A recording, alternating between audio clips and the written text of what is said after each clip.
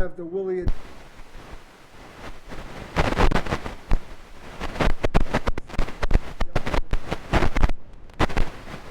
All right. Becky, any comments?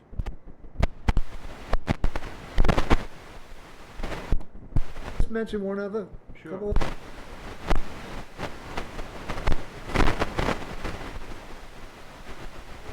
Figure in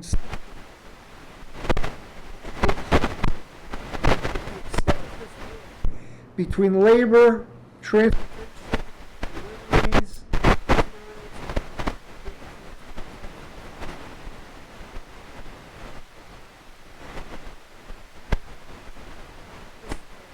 I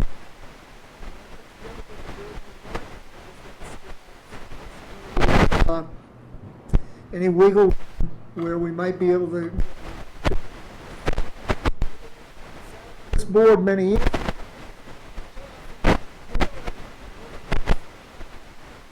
When they purchase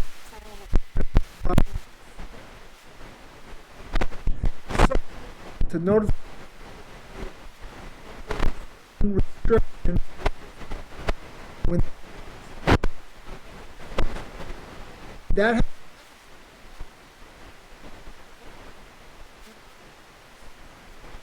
oh Also put a good.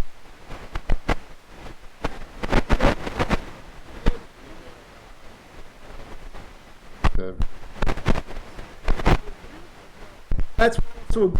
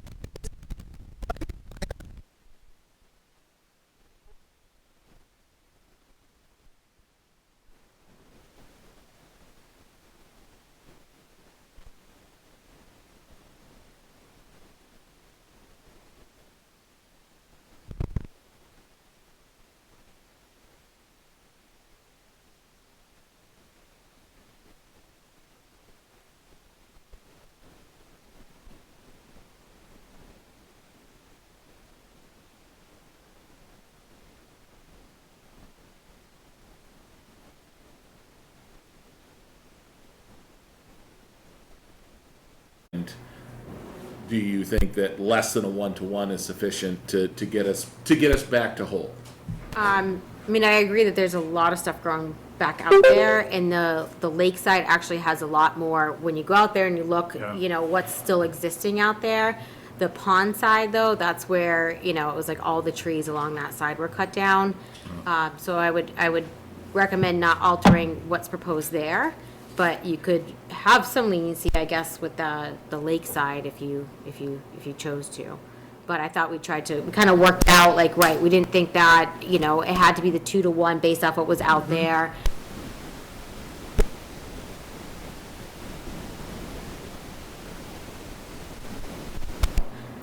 I mean, I didn't, after,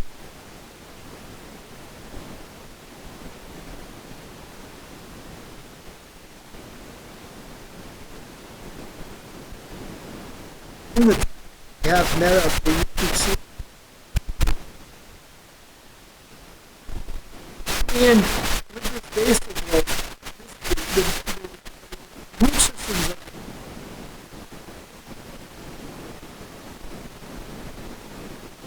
plant. These plants will grow up much faster than anything we need. So the other plants in the next 2 years. Calvin, is there a concern, like with, you know, when you've got those shoots coming off the sides of those trunks, as they get larger, they're not supported as well, because they're kind of coming off as an angle on there? Those could be viable trees in the future. Those could be viable trees in the future. There could be some breakage, but overall, I'm not concerned at all. If you've got, when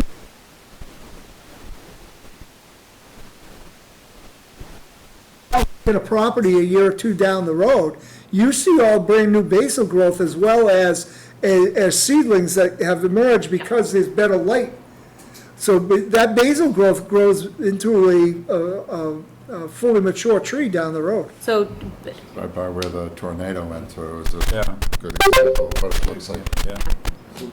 so, Dave, you got any comment? No, I just, I'm trying to move this along. all right, it's long on this. Yeah, I would actually like to know, that'd be my comment, I would like to know how many trees have basal growth and where they're located on the plan, and then, you know, maybe we could help you out with a few less trees. I will get that information on how many trees have the basal growth tomorrow.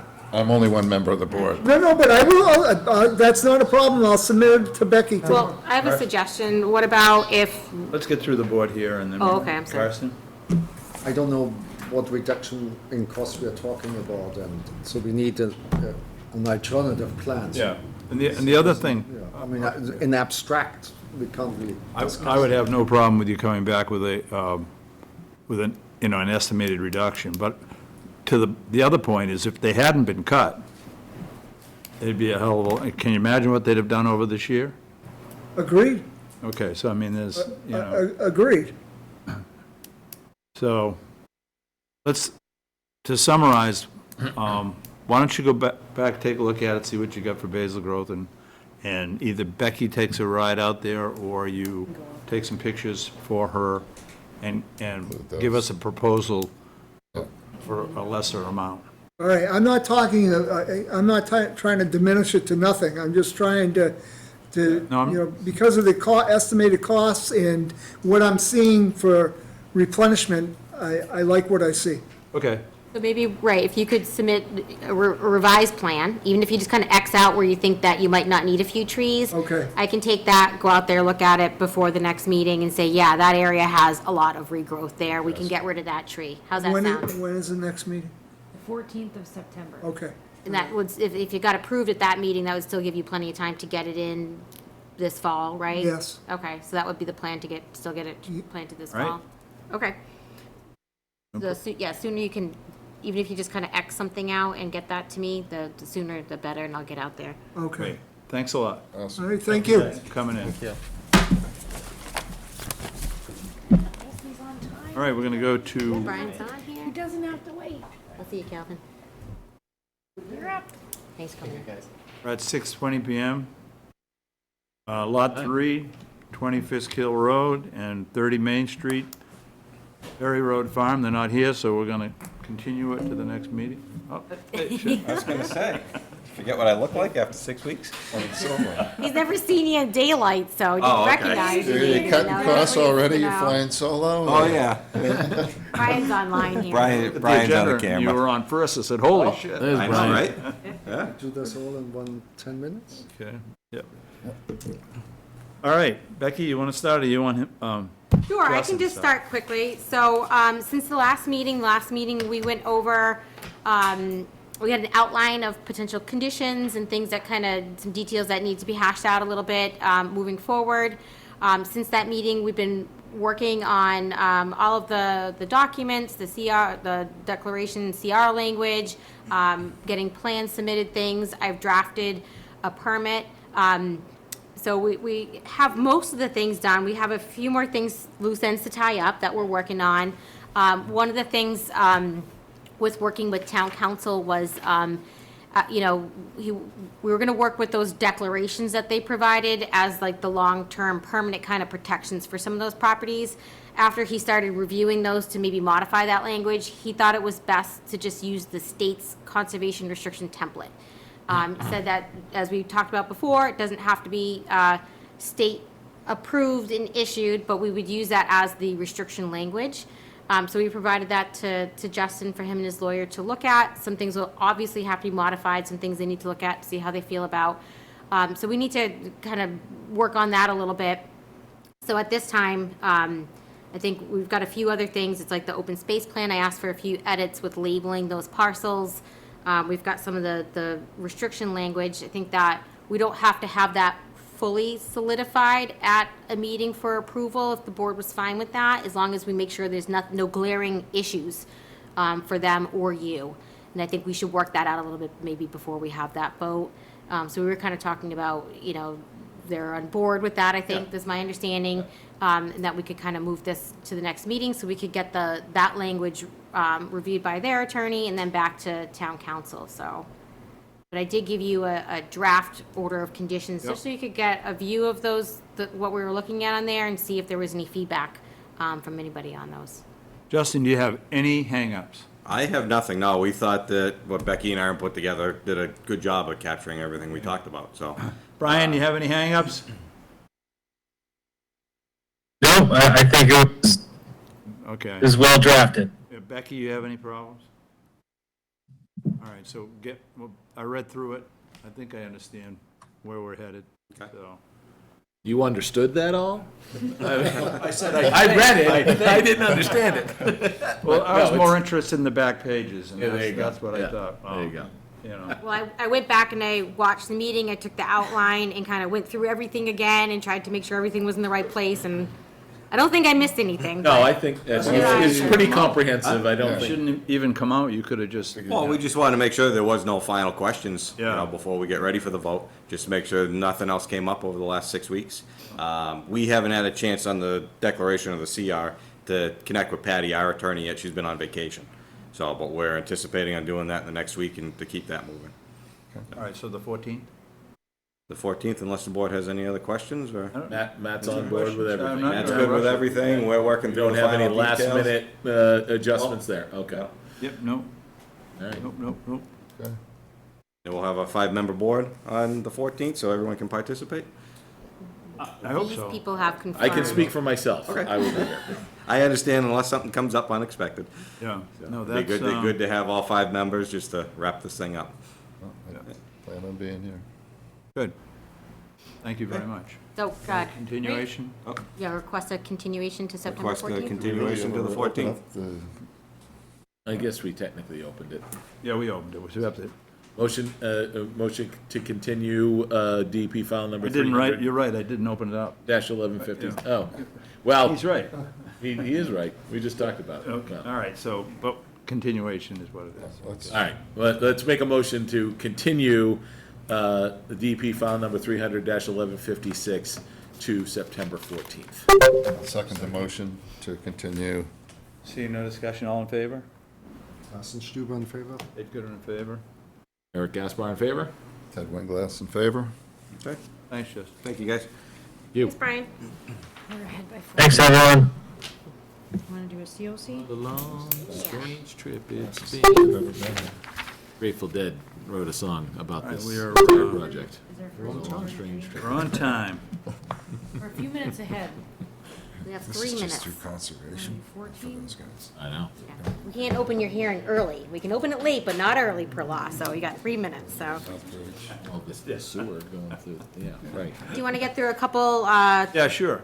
COCs here? 14. Number 14, which is 32 Tannery Road. It's a request for a COC. All right, Yeah, we went out, did a site visit, reviewed the file. This would be, I thought that it was like the whole subdivision, but it was actually just for this property. So this would be a complete certificate of compliance. There was no perpetual conditions noted. Wow. Yep. With regards to DP file number 300-549 at 32 Tannery Road, I'd like to make a motion to issue a certificate of compliance. I'll second the motion. any discussion? Seeing none, all in favor? Eric Gaspar in favor? Ted Winglass in favor. Carsten Stuber in favor? Yep. All right, great. Let's do another Want to one. do another one? Right, yep. 15 is 32 Draper Woods Road. This is another request for a certificate of compliance, 300-469. This is a partial. The property that's being released on this actually only was slightly within the 200-foot buffer zone. It's a subdivision for those that aren't familiar with it. So every property on it was encumbered with the order of conditions. So this would be a partial COC, and there was no perpetual conditions that applied to this lot. With regards to DP file number 300-469, I'd like to make a motion to issue a partial certificate of compliance with no perpetual conditions. Second the motion. Under discussion, I don't understand partial.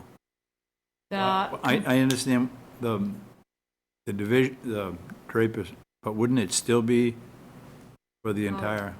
DEP file number 300-469 is for the issuance of a permit for the Building of that building house? of, no, Nope. Draper Woods subdivision. Oh, as a really? whole. Okay, all Yes. right. We have Answers not my question. unfortunately been able to secure a certificate of compliance for the subdivision project. Well, the last house was built only a few years ago. So the original think- properties, it was Okay. originally two big properties, and then it got subdivided afterwards. So this order of conditions is for the So every deed- infrastructure Is carried. in some of the Carson, you houses. have any question? All in favor? Eric Gaspar in favor? Ted Winglass in favor. Ed Goodwin in favor? Carsten Stuber in favor. We're at 6:30. Want to do 33 Breakneck? No, we're gonna skip that one anyway. We're gonna skip anyway. So 33 Breakneck Road, that request for certificate of compliance, they're actually still doing some work out there. They have to button up a few things, like a little walkway they're putting in from the new driveway. So we're actually gonna postpone that to the next meeting because they're not done yet. Was that, any of that not on the permit? Well, the walkway wasn't I saw shown what on they there, were but I doing. think there was a walkway over there. It was lawn in area they used, so I don't think it's nothing significant. It's like a Minor paver walkway. change. Yeah, it was a Okay, minor all change. right. So we're gonna have them pick it up on the as-built. All right. So we're at 6:30, so we can go to 14 Long Avenue. Yep. Request for determination of applicability for a house addition. Applicant owner is Stephen Gagnon. Rec soccer coaches meeting. How are you? Good. Oh, across the street, that's the big building, yep. Good. You gonna bring something up, Beck? Yes, sorry. He's looking for a soccer coach meeting, which is across the street. Wrong building. All right, oh, nope, not that one, sorry.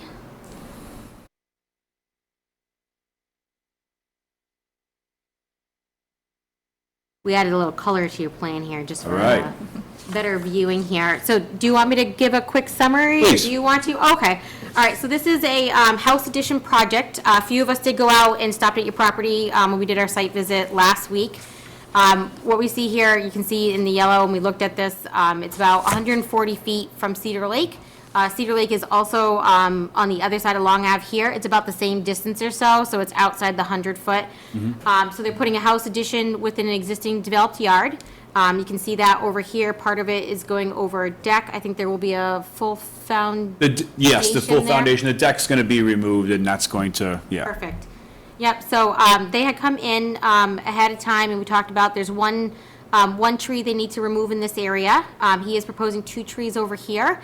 And then also with this addition, they are gonna put in like the drip strips we see on the ground along the 2 roof lines from that addition to pick up any runoff there. Don't have any overall concerns with the project. One of the questions, 2 questions kind of came up when we were out there. One, there was a not a bulkhead, but there was the walkway for the stairs coming up. Did you have to relocate that? The walkway for the basement stairs, the one Yeah. right to the side? Yeah, so that would probably,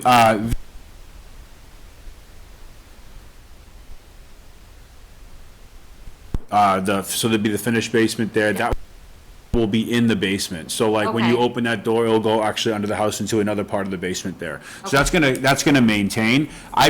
I'm not exactly sure how they're going to, with the stairs there, like if, how that looks. My spatial awareness is not my, not my specialty, but I believe that those stairs will remain, and it'll just be just a little bit lower into where the basement is and then go down where they currently are. So Okay. I think it's gonna, in short, I think it's gonna remain, but, you Well, know, do you need another door to get out of the? yeah, so there's, Yeah, that's- so, there's a door that's going to be, actually, Not a big deal. We just didn't know if you had to Going on bump the other that side out. of the Yeah, on the other Going side, on the there's other another side? egress, so, Pointer there if you wanted to point. Oh, yeah, there's a little pointer if you want to point where it's going. Okay. We just didn't know if like you had to. Oh, I got you. just a Okay, little- thank you. Not a big deal. It's just kind of like a. yeah, so we're gonna, obviously, we're gonna lose an egress here where the deck is. But we're gonna, part of the plan is we're gonna actually have another entryway on the other side of the house we're going to make. So we'll lose the deck entry there. These stairs here that go into the bottom basement, Yeah. that will be, that's going to be a part of the new basement that's down there, that's poured. And essentially, those stairs will just drop down into a second part of the basement that has a heater and stuff like that. It's just a small, basically crawl space type spot. That'll have a doorway there as well. So that's essentially what we're looking at there. If I may, I know that this was something that was brought up recently as well, as far as the drip strip. So we do kind of come close, and it does look like it's encroaching on the border there. I spoke with my neighbor at 12, and we are, she's in agreement. She's willing to put an easement in to the deed there and she doesn't see any issue there at all. I have a rail tie wall here that essentially, is on 12's property, but this part of the property there is going to be written as an easement into the deed. So that'll alleviate any sort of encroachment and everything like that. So that was the Okay. thing I wanted to add Oh, there. one other thing too is there's that old well on the property. So Board of Health said when you come in for the building permit, if that hasn't been decommissioned, you might have to decommission that. I believe it is. Okay, perfect. But I Yeah. can double check on that. I'll Okay, write that down. No problem. And Yeah. the way I just wrote it in, for us, it's not a big concern. It's just a matter of like, if they do it, what they have to do in order to do that. Okay. And if we need like, erosion controls or anything like that. But that's something that I think we can just add in as a condition, because it's more of just if they have to leave a spoil pile there and it rains and it goes down the road into the lake, like things like that. Sure. So I don't know do you want me to give you my recommendation now, or do you have any questions? Well, we've got your recommendation here. Oh, Any okay. questions You by need the to say it board? out loud? No questions.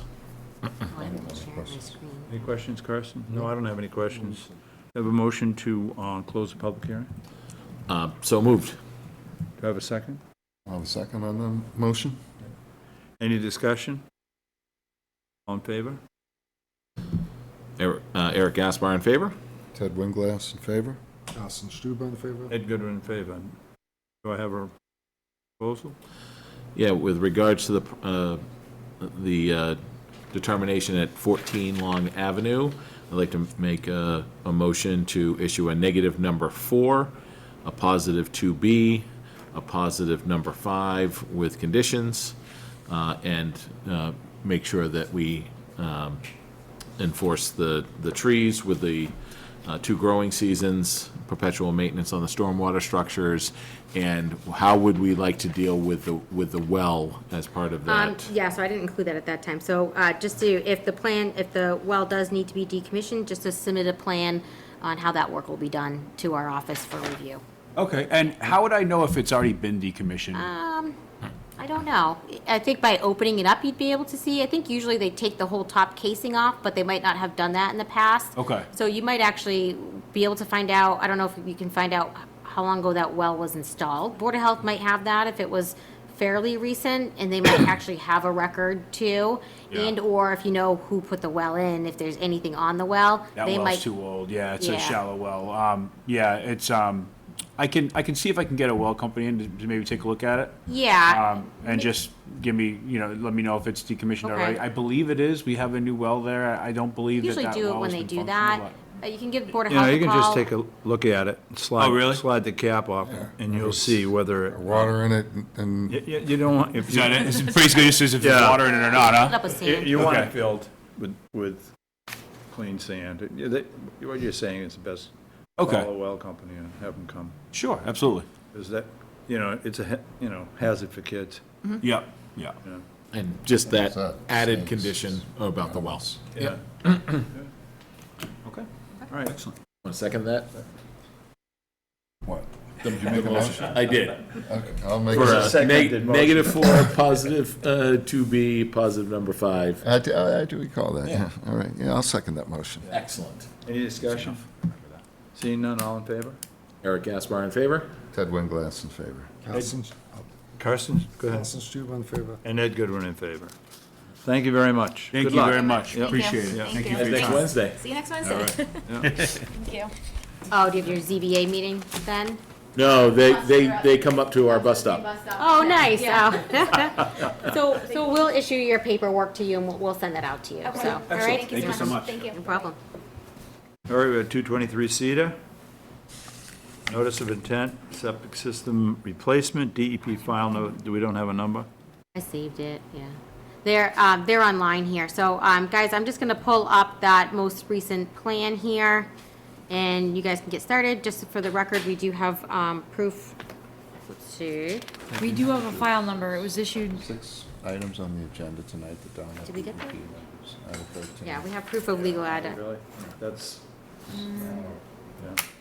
I don't, well, some of it came in fast, you know. Just we do have a DEP file number added is 300-1171. 1171. Oh, there's one, There you go. We're down to 5. but, yeah. Oh, we got a couple actually last minute here, so. Oh, when do we? get to them- Yeah. We did, yep, yep. Good. All right, Scott, I'm just gonna share my screen here in a second, pull that plan up and you guys can, get going here. Thanks, Becky. I think Jason DuBois is on also. I don't understand him. I didn't understand that. What was that? I think Jason DuBois is on also. Yes, yep, thanks, sorry, I didn't give you a message there.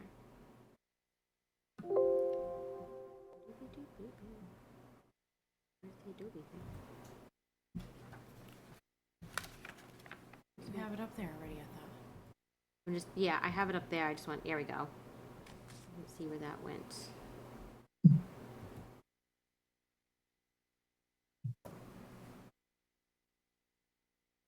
All right, Scott, you can go ahead. Okay, thank you.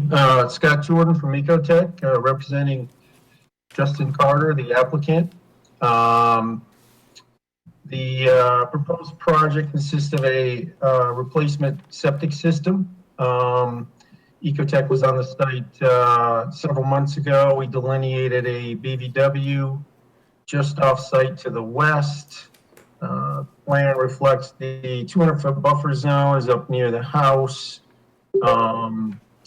The proposed work is greater than 50 feet from the wetland as required under Title V. It's probably about 60 feet to the erosion control barrier. We are proposing to use a wireback silt fence, which is a heavy-duty silt fence with 2-inch stakes. So we have extra protection to protect the resource area. We're also proposing to, once the finished grading is done, to stabilize this with bonded fiber matrix hydroseed, which is super duper hydroseed that should protect that area for a year, whether the seed germinates or not. And just in consideration of the slope and the resource area to the west. We're going to actually seed this area with an erosion control wildlife seed mix.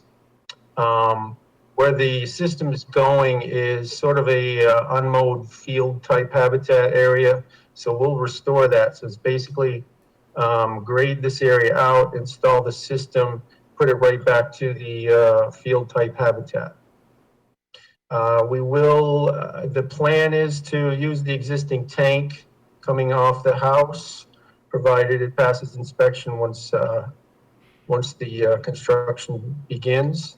So we'll limit the disturbance up that way. And that is it. If you have any questions, we can try to answer. As I said, Jason DuBois, the project engineer, is also online. Beck, do you have any questions? I don't have any questions, just a couple comments. So one, like Erin said, we did get the DEP file number today, so we do have that. And right, they did verify, you can see on here, this is a revised plan that was submitted. The engineer did verify the location of the existing leach fields in this area here. So those were the kind of the two outstanding questions we had. I don't have any concerns with it. I like and I encourage the idea of, and actually maybe having that in the order, is that whole back area does stay like a field area that maybe they mow outside the growing season or once a year to kind of provide that value, especially how close it is to the resource area. Especially, you know, we did start seeing as you get closer to the wetlands, some, you know, more transitional wetland vegetation in that area. So it's a good habitat value to have. I don't want to see it change to lawn. So I think that's a nice inclusion in it, and maybe we should add that as a condition. If the commission, oh, one other comment, I did talk to Board of Health. So the tank, you'll have to work with Board of Health on that. They might have a requirement that the tank is replaced, but for us, that's not, you know, a major issue anyways. Everything's gonna be protected with erosion control. So I wouldn't see that as a plan change to have to come back, but just to let us know. When you spoke with them, did they tell you where the leach field was? They did not know. I did get, sorry, I didn't include you on this. So they did have the proposed plan for this house with the proposed location of the leach field. They did not have an as-built when it was built in the 80s. So that's when I did provide that to Scott here, and that's where he worked with Jay Dubois, and they were able to kind of field locate that, I guess. Yeah. So if you're happy with the project, you can approve it. Recommend just our standard, you know, OOC conditions that we add in there. Any material that's excavated, just not to be reused, to be removed off site. Protect any stockpiling on site with extra erosion controls. And then also just to include that back area, which, you know, from, you know, the leach fields west of the property line be maintained as that old field habitat that they said they would have. Okay. Eric? Scott, just out of curiosity, upon inspection, what would you expect the useful life of that tank to be versus a new one? And would the relative reduction in disturbance be lost by any future failure of that tank or future need for that tank to be replaced by going in and opening up that site again? Where's the tank? I think I'm going to defer to Jerry on this one. Jerry, are you available? Yeah, I'm here. Hi guys, Jay Du Bois, DC Engineering. The tanks, you know, they last anywhere from, it's hard to really say. I mean, I've seen some tanks last 50 years, some tanks last 20 years. It all kind of depends on, I've been told possibly even minerals from the well water deteriorates the concrete from the inside. I didn't get a chance to look in this tank. Usually when they're installing the system, they'll pump the tank down and take a look inside it. And if it's still functioning, it's not cracked, and all the concrete seems pretty solid, they'll continue to use it. If they did have to replace it down the road, it's basically right at the 200-foot buffer zone line. So, you know, down the road, if they had to replace it, I assume they'd, you know, come back with possibly an RDA or a letter permit for something like that. It would be, you know, basically an afternoon job to dig that out and set a new one in place. It's usually done in a day. So, Okay. you know, I was looking at the 100-foot well offset, and I was taking that as a 100-foot buffer. So if it's around 200 feet, I'm less concerned. Okay, Yeah. thank you. I'm still concerned about where the old leach field is, and what happens if you have to pipe right through it in order to get to the new one?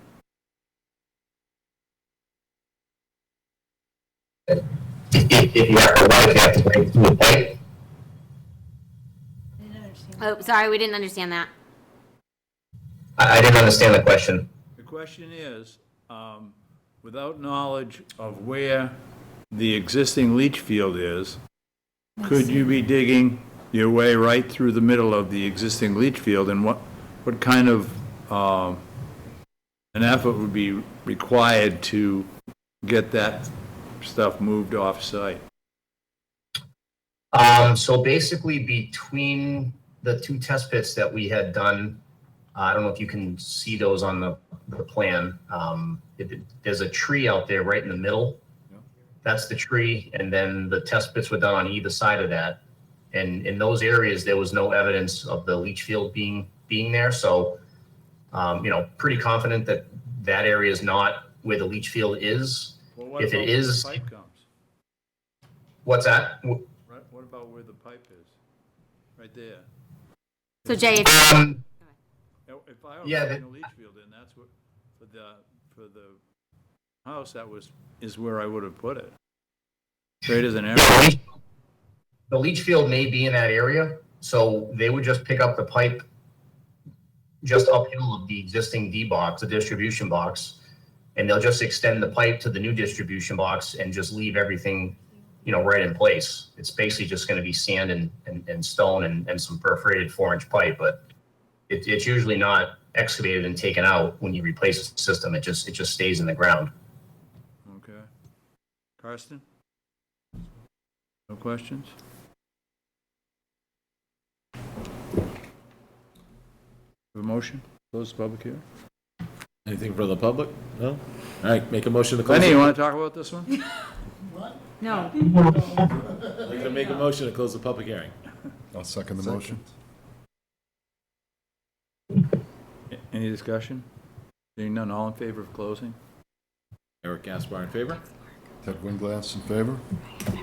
Stuber in favor? And Ed Goodwin in favor. With regards to DEP file number 300-1171 at 223 Cedar Street, I'd like to make a motion to approve the project. I'll second the motion. Any discussion? All in favor? Eric Gaspar in favor? Ted Winglass in favor? Carsten Stuber in favor? And Ed Goodwin in favor. All right, thank you. You're all set. Yeah. Thank you, guys. Thank you. All right, we are now at 149 Arnold Road. SWB notice of intent. Construction of a barn and associated site work. Michael and Christine Sosik. Is Mark Farrell on the line? He is on the, Hi, Mark.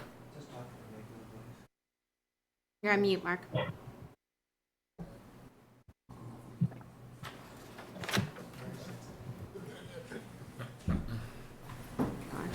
Can you hear me now?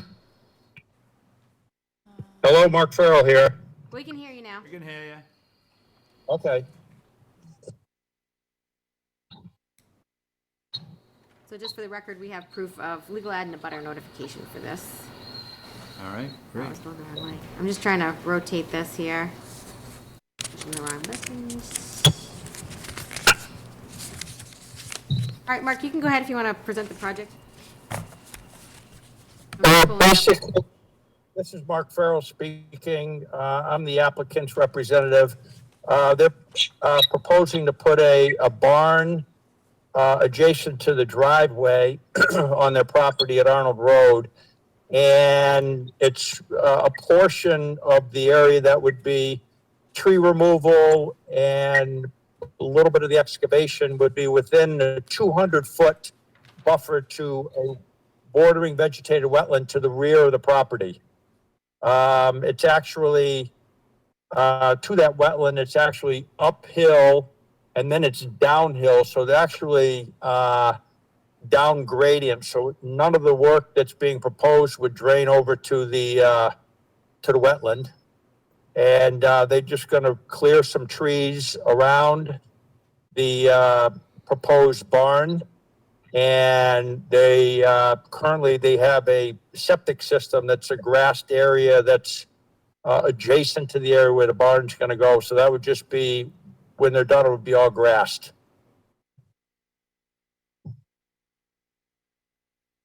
All right. Becky, you have anything?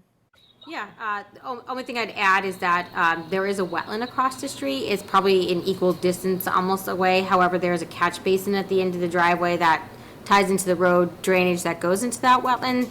So I just think that with an approval, definitely recommend approval of this. We just include maybe some BMPs are installed to make sure that when they're grubbing and, excavating the site here, that they just have things in place to make sure that that's protected so we don't get any inadvertent sediment getting washed down into the wetland across the street. Sounds good. Eric? No questions. I think that's a good suggestion. Yeah. Harrison, I don't have anything. Nope, fine. Anybody in the public like to comment on this project? I'd like to make a motion to close the public hearing. Do I have a second? Second. All right. Any discussion? Seeing none, all in favor? Eric Gaspar in favor? Ted Winglass in favor? Ed Goodwin in favor? Carsten Stuber in favor? With regards to the project at 149 Arnold Road, I'd like to make a motion under the Sturbridge Wetland Bylaw to approve the project. I'll second the motion. Any discussion? Seeing none, all in favor? Eric Gaspar in favor? Ted Winglass in favor?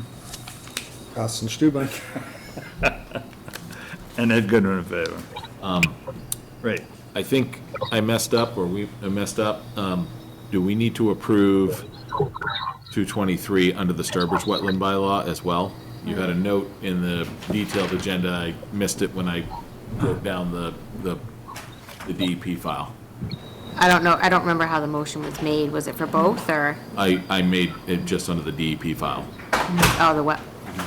We already, Well, yeah, I think you can still do that. Open the public hearing, make the motion Well, I already to... closed I it. can't reopen the public hearing, but you can We never still make a closed, motion. we closed the public hearing, but I can still, Yeah, yeah. you make the motions after the Yeah. public hearing. I think that's Yeah, fine. okay, that's Yeah. fine. But no, So when Carson returns, I'll make Yeah. a new motion. Just so we have a complete record.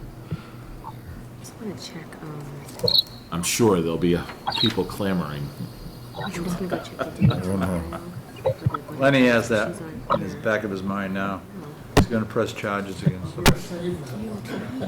Get that one chambered for the next time, right, Lenny? I know they had Here. them. Oh,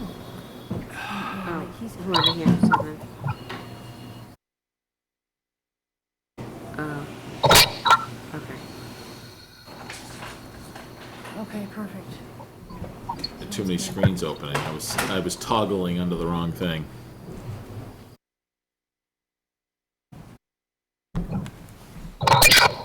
All right, so with regards to the project at 223 Cedar Street, under the Sturbridge Wetland Bylaw, I'd like to make a motion to approve the project.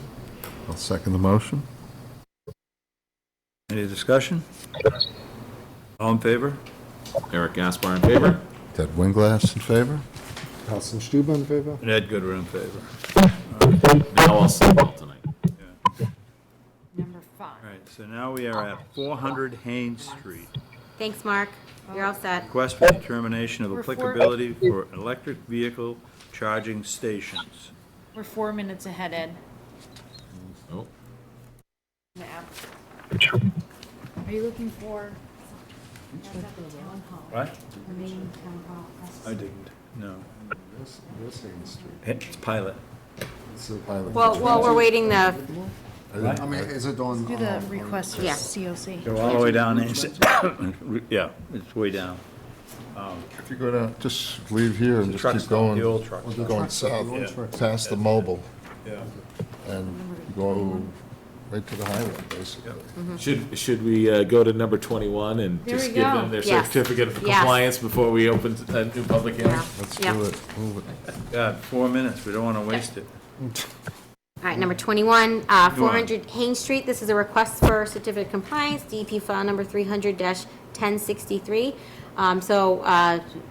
Ed and Eric probably remember this. You guys weren't on the board. This was the redevelopment of the truck stop down the road from here.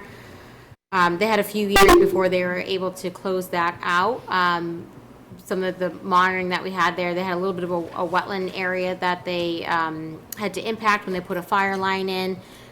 We were looking for, I think it was a couple growing seasons and a report from that. So we have received that. We have received everything else we need for the certificate of compliance, including the as-built plans and the letter of substantial compliance from the engineer. I've gone through the site. One of the concerns we really had was dumping in the back part, and there's a very tall fence there that's still there that's preventing anyone from dumping back there, and there's a lot of vegetation that's grown back on that hillside there. So overall, I think site looks great. I don't have any concerns and recommend that you can move forward and issue that certificate of compliance. They did have perpetual conditions. Some of them were related to stormwater requirements, as well as some of our standard ones. So as special conditions, 69 through 78 would be perpetual to be noted on that compliance certificate. 59 through 78, is that what you just said? 69 through 78, yeah. That's awesome. 69. Glad the fence worked. Me too. And they That was haven't pushed it bad. out yet. With regards to DEP file number 300-1063, 400 Haynes Street, I'd like to make a motion that we issue a certificate of compliance with the perpetual conditions of 69 through 78. Second the motion? Any discussion? Did you go look at it, Becky? I Yes, did. we both did. Yeah. That fence is not laying No, flat no, towards? it's there. Okay. We just drove check. up there. I don't like to go up that part by myself, but we went up there and we drove through there and it's all there, so. We can have a fence in Sturbridge. All in favor? Eric Gaspar in favor. Ted Winglass in favor. Ed Goodwin in favor? Carson? Austin Schluter in favor? Great. So now, Almost there. we are going to 400 Haynes Street. She might For be, there's a real? collar on here. Request for determination of applicability, electric vehicle stations. From that? We have somebody on? From So that? I just want to check, do we have someone on the line for the 400 Haynes Street electric vehicle project?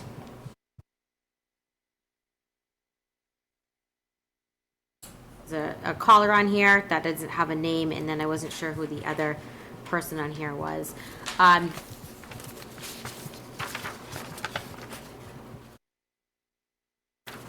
Again, is there anybody on the line for the request for determination of applicability for the pilot station? Alan's, but he didn't do the project. Looks like someone's having a connection issue. Oh, so we actually, hi, Alan.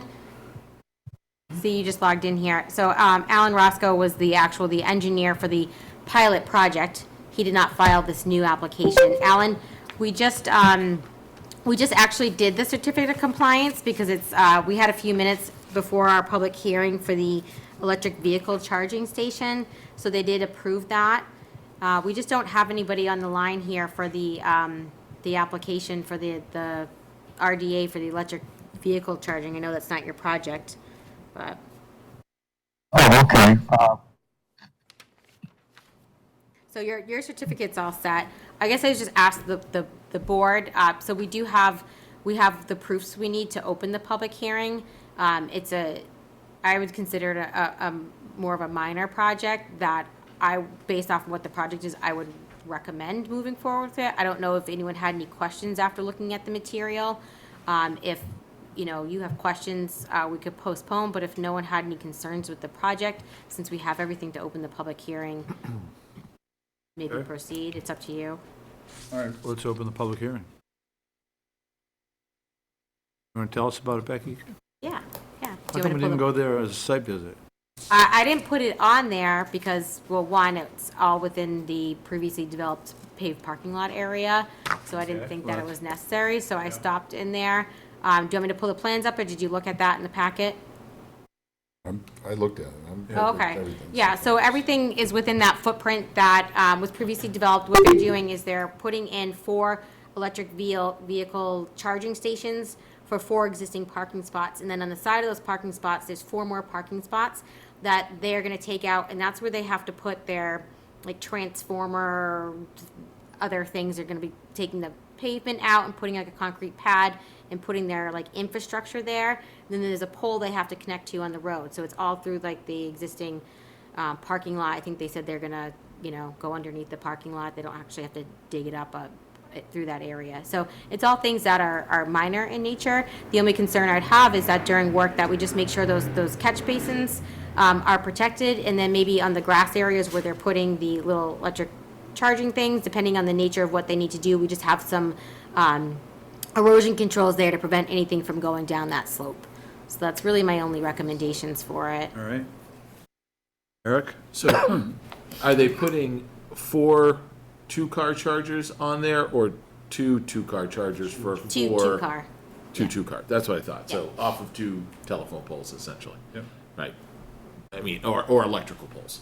Yeah, they'll put There's gonna little be like, 2 poles with Well- 1 charger that feeds 2 vehicles. yeah, it's not really a pole. It looks more like a, like when you go to vacuum your car, something like Yeah. that, like a, Yeah, familiar with it. Outside of Planet Fitness. Yes, no, I'm familiar with kind them. of I just a- was curious if it was 4 chargers or if it was for cars. So two chargers, 4 cars. Okay. And not just Tesla, right, but general. They're not just Tesla, yeah. Well, even Tesla's opened up their network to basically everybody at did? this point, yeah. Yeah. This week. Yeah, yeah. I don't have any comments. No comment? Or further comments. I'm good with the project. None. I don't have any comment. Carson? Fine with me. No comment. Do you have a motion to close the public hearing? Motion to close the public hearing. I'll second the motion. Any discussion, anybody in the audience? Hearing none. All in favor of closing? Eric Gaspar in favor? Ted Winglass in favor. Carsten Stuber in favor? Ed Goodwin in favor? All right, With regards to the project at 400 Haynes Street, I'd like to issue a determination of a -3 with the agent's conditions and a positive 2B and also a positive number 5 with the same conditions noted above, or noted in the agenda. I'll second the motion. any discussion? Hearing none, all in favor? Eric Gaspar in favor? Ted Winglass in favor. Carsten Stuber in favor? And Ed Goodwin in favor. All right, we are now at 82 Paradise Lane. Notice of intent, raise and rebuild of a lakefront front cottage, DEP file number. We have 5 minutes. Yeah, Can I I was interrupt gonna say, I you think before we we're go ahead. back to some COCs? All right, do we have a file number? We have a file number, 1170. 1170 for that one. There's another one. Yeah. They're coming up like dandelions. All right, Back well, to yeah. 17. Yeah, so Lenny, we have 5 minutes. All right, so number 17 is 106 South Shore Drive, another request for certificate compliance. This was, just getting some feedback from you here, Ray, if you don't mind muting yourself for the time being. So this was an existing single-family house on South Pond. They had an existing deck, and they turned that into like a 3-season porch and had to put in some, like a stormwater Coltech unit. So they did submit the request. They provided the as-built letter of substantial compliance, and then also with these underground Coltech units, we're asking for proof documentation of it being installed there, so photographs. So we did get that, because once it's backfilled, you can't see it. So we did get everything we needed for that. We went out and did a site visit on August, I think it was last week, but last week we went out there and looked at it. So recommend issuing a complete COC, and I think there no perpetual conditions noted. Sure? Not according to the agenda. No. With regards to DEP file number 300-1069, I'd like to make a motion that we issue a certificate of compliance. Second the motion. Or we could just say with any perpetual conditions. With I think there might Any have been for the discussion? stormwater, and I might have wrote it wrong, with so. any Yes, this is discussion. perpetual conditions. Noted in the OOC, Noted in the OOC, in case. I'll yes. second Well, that. that covers us. Motion. All right. All right, all in favor? I might- Eric Gaspar in favor? Ted Winglass in favor. Carsten Stuber in favor? Ed Goodwin in favor. It See, looks- Lenny, we trust your work. He was the photographer, Ansel Adams. Number 18, 50 Hall Road, request for certificate of compliance, DEP file number 300-1010. Went out and did a site visit at this site. This is actually an older permit, well, not that much older, but it's, probably about 5 years ago. This was for the existing tank farm at OFS. They redid the retaining wall out there. So they actually, it took them a while to get that started, but they did complete that this year. We have an as-built plan for that and letter of substantial compliance. Recommend issuing a complete COC. Perpetual conditions were special conditions 16, 18, 19, and 26. With regards to DEP file number 300-1010 at 50 Hall Road, I'd like to make a motion to issue a certificate of compliance with the conditions of 16, 18, 19, and 26 perpetual. I'll second the motion. Any discussion? Seeing none, all in favor? Eric Gaspar in favor? Ted Winglass in favor. Carsten Stuber in favor. Ed Goodwin in favor. Okay, we got a few more minutes. So number 19, 34 Cedar Street, another request for certificate of compliance. DP file number 300-1104.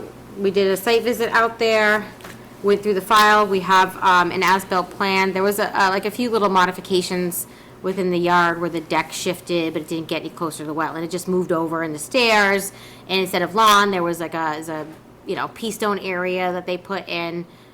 So I had them note that on the as-built as a like a minor change on there, so it didn't have any impact. The fence was part of it. Split rail was supposed to be in it, was in. Oh, yeah, we had Different asked, material. yeah, so we had asked for like a split rail fence, and that was to demarcate the limit of the developed area. They actually put like a stockade fence in there, even better, so not a big deal. So I recommend issuing approval. No, that doesn't bother the turn. The fence was Visibility? along the back of the property, Okay, yeah. where the yard is, not near the front. And the lawn they took out, they put a trailer in, right? Yes, yeah, so he put the pea stone underneath there, or like 3/4 inch stone versus the lawn there. All right. All right. Anything? I'm good. With regards to DEP file number 300-1104, I'd like to make a motion to issue a certificate of compliance with the perpetual conditions of 47 through 50. I'll second the motion. Any discussion? Seeing none, all in favor? Eric Gaspar in favor? Ted Winglass in favor. Carsten Stuber in favor. And Ed Goodwin in favor. Now, Lenny. 82 Paradise Lane, notice of intent to raise and rebuild a lakefront cottage, DEP file number 300, and you said you had a number. Number came in today, it's, 1170. yeah, 1170. Lenny, we're on a tight schedule tonight. I'd hate to have to continue this. Okay. Well, so just for the record, we have receipt of legal ad. Lenny, do you have the abutter? Oh, yeah, he's got them.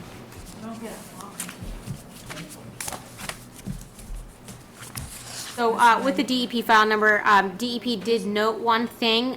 There is to the left, shown on the site plan here, there is about 2 properties over, there is a perennial stream over there. The 200-foot probably just clips the front part of this property site where the trees might be being removed. So we do need to verify where that 200-foot riparian falls within there. And that way, if there's If you're standing at the lake looking up, Yep. it's on the right. it's on the left. On the left. Yeah, on the other side of that On the other South side? Paradise Lane. All right. Yeah, there's a road and 2 properties, so it's just barely probably clips the property, but it might just, especially in the front part, All right. be on there. So that was the one thing that would just need to be verified to make sure we're accounting for all resource areas here. And we did do a site visit out here. I figured I'd start with this plan because it has the buffer zones on there. But Lenny did submit a revised plan kind of reflecting some of the things that we talked about out there. So I can let him get started with this one if you like, with the existing conditions, and then want me to move to the new plan you submitted? Yeah, you can keep going. I'll come, but after you do that. He likes when you're talking. You want me to keep talking? Sure, go ahead. All right, so let me just share this, that way it's on the screen for our viewers.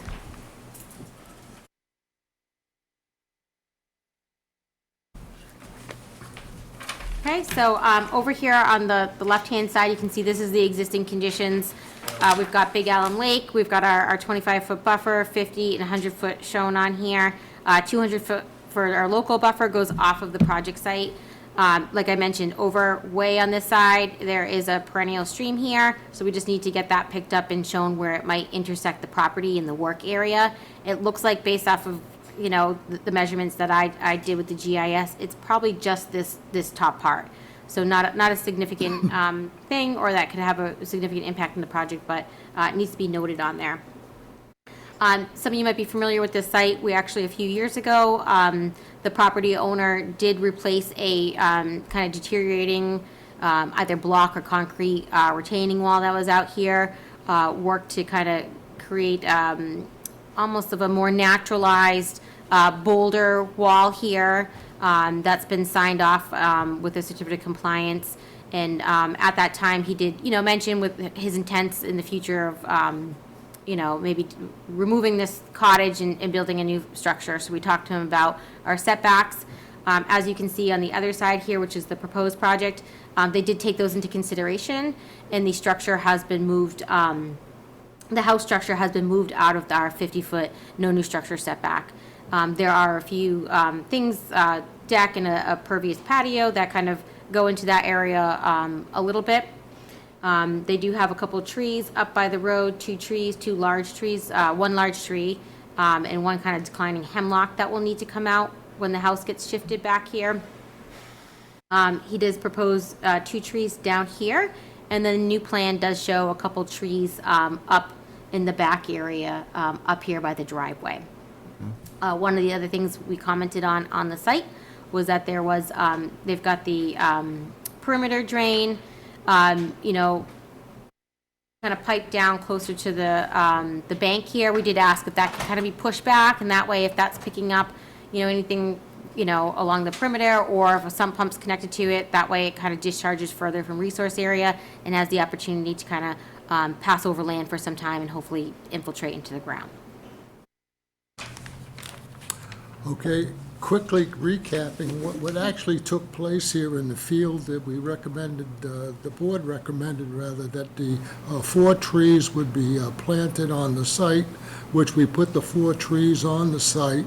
Also, the discharge basin that was located on the southeasterly corner adjacent to the 25-foot buffer zone was relocated to be outside of the 25-foot buffer zone, and the plan was reissued on the 22nd, which you have copies in your files, you should have now.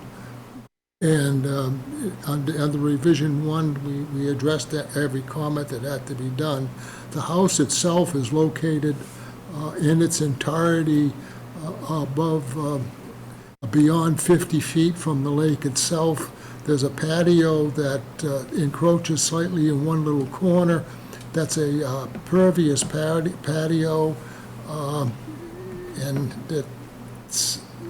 but it's only a few feet, but it's within the proper of the existing house, which is being removed in its entirety. We have on the drawings that the disturbed areas to be loomed and seeded, and that the stones and everything that was under the porch area on the house will be removed from the site in its entirety. If there's any questions, I'll be happy to answer them. The house is serviced by town sewer with a private well. All right. Eric? I'm just curious, obviously this is a vast improvement, but the little creep that is inside of the 50-foot, what, you said it's not the house, but what is it? Is it like a deck? Pervious paver patio. It's a pervious, there's a drawing that shows it, which is in just to Watch the, this, I don't ever think to do it's this, right up, but- it's not shown there, but it's right up above it in the right-hand corner. Oh, okay. It's there. The detail of the pervious patio is there. So that's the little part that is within the 50. If you'd like to see it, I got it right here. Nice detailed here. So, Okay. yeah, we're gonna get a little Yep. attention. There's the detail. No, okay, that's good. Yeah, it's the So, same one you usually use. Similarly to the other project with the pervious pavers, obviously there's a perpetual condition for maintenance on those to make sure that they're performing. I don't know.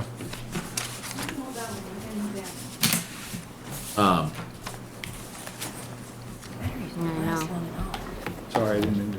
I'm just wondering, when we're talking about these pervious pavers and making sure that they're properly maintained, how we can put, something within the language to, I know we say that it needs to be maintained, but maybe some specificity around it, similar to like what we did a few meetings ago with that one that was right on the lake, and there Yeah. was the suggestion that was made, I think Mark had made it around a specific tool that was.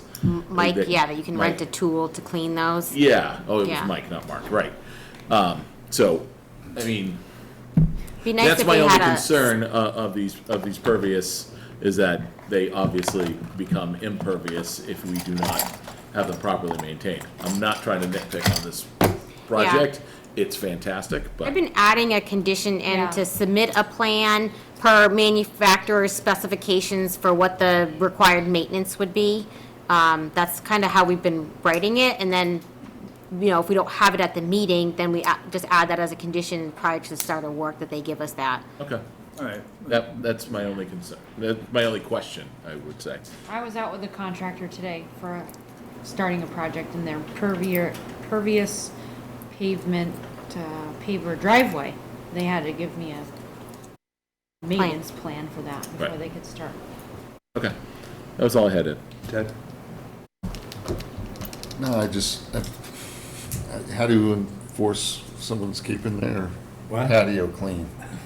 Well, You go out there 5 years from now, I mean, you put these conditions on these plans, it's, Becky goes and visits and I guess, Right, that's the hard part is it's, over time. that's a nice home, they're obviously building themselves a nice home, they're not gonna probably let it go to heck, just, Well, it's on record, and that way, if anyone in the future buys it, they know, like, if they were, sell this, person knows, oh, I have perpetual conditions, there was an order, because the certificate will note those perpetual ones, they can look at it. first guy who was in here today didn't know that he couldn't cut down 40 trees along the lake. I know, You I know, know. so I don't know if they're gonna catch that. We're working, that's what we're trying to get So- to it. You're absolutely right.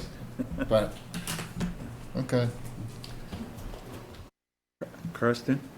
it's much better than it was. Thank you. Lenny, the one thing that I would request, and it is much better, is the 25 feet at the lake. No grass. Put in, There's grass there presently. what? There's grass there. I know, but what I'm saying is, with this plan, put in wetland plants. You've got your walkway, and put in so that there's no grass. Now, you're building the whole thing over again. You can put that, at the front of the house, you can put that in the order that we put in wetland plants. Fine. It'll be acceptable if that's the case that you want. Yeah. You want wetland plants. Well, you've got, if you look under the, when you pull out the other house, Right. it's right there, so it's not like you're gonna be pulling stone and everything else out of there. It's all stone, that's why we Right. have it in. the- So all I'm asking is that you, rather than plant grass, Okay. which is damaging the lake, just put some small wetland plants in there. That'll be fine. Okay. We'll accept it. That's what I actually wanted to understand your logic. So why does grass damage the lake? Is it just the fertilizers and Yeah. stuff? Yep. It's not the grass, it's what people do to the grass. To keep it green. It's called Yeah. fertilizer. Well, so if I can make a suggestion, so Yeah. unfortunately, they're gonna have to come back. This would've been nice to have this completed at this What? one, because of the riverfront area that falls on the top part of it. They're gonna have to go out there and just verify how much, and then that we can articulate that. It's probably a temporary disturbance because it's, partially developed up there, but they do need to show that as a potential resource area on the property. Back with a revegetation plant. So Lenny, you need a continuation. Do Revegetation, that'd be great. you have a letter for him, or from, He has it, yeah. yeah, is it? Yeah, Okay. he got the email too from Okay. DEP I got today. the So letter. just right, when you come back, bring, a Vegetation. revision to the Right. plan that shows, vegetating, maybe not necessarily, obligate wetland plants, that's a buffer zone there, but, some native plants that would, be found, close to the lake here, so. Okay. Anybody have anything else? Because I'm going to ask for. Anybody in the public? Here, you Yeah. keep Anyone in the going. public like to speak on Okay. this? I got one myself. None? Lenny, would you like a continuation? Do you want it, I'll take a continuation. Yep, okay, great. Motion to continue the public hearing for DEP file number 300-1170 until September 14th. Second the motion? Any discussion? All in favor? Eric Gaspar in favor? Ted Winglass in favor? Carsten Stuber in favor. Ed Goodwin in favor.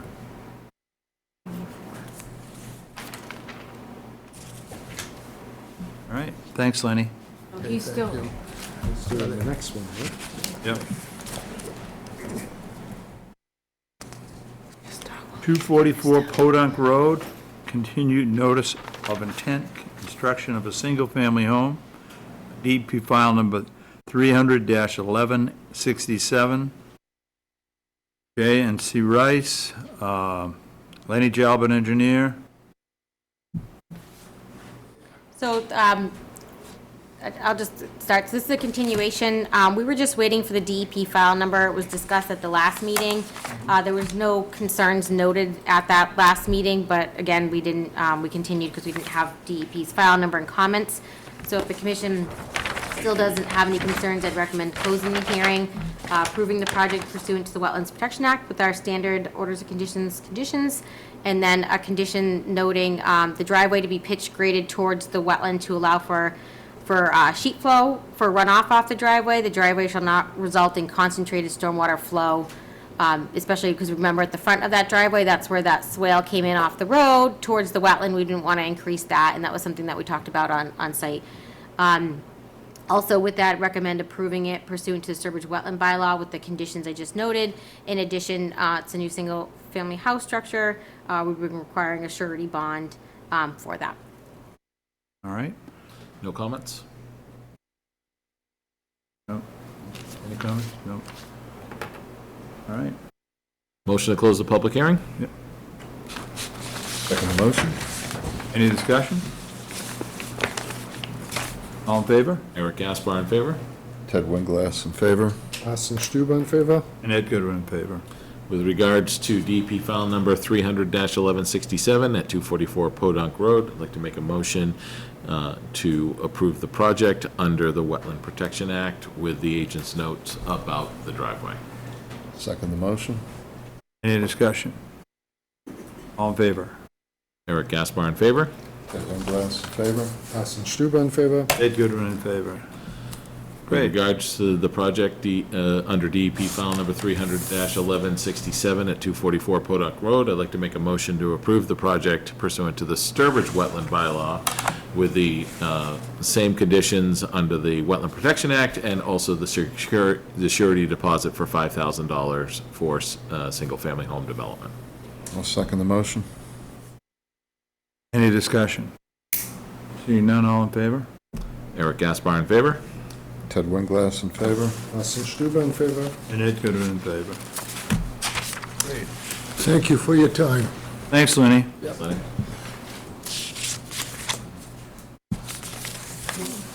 Do I have- We're at 59, I have two 595. Excuse me, I have two certificates of compliance. we Do I have already to say- issued them. You issued both of them? Yep. Yep, you're good. No questions. Have a good evening.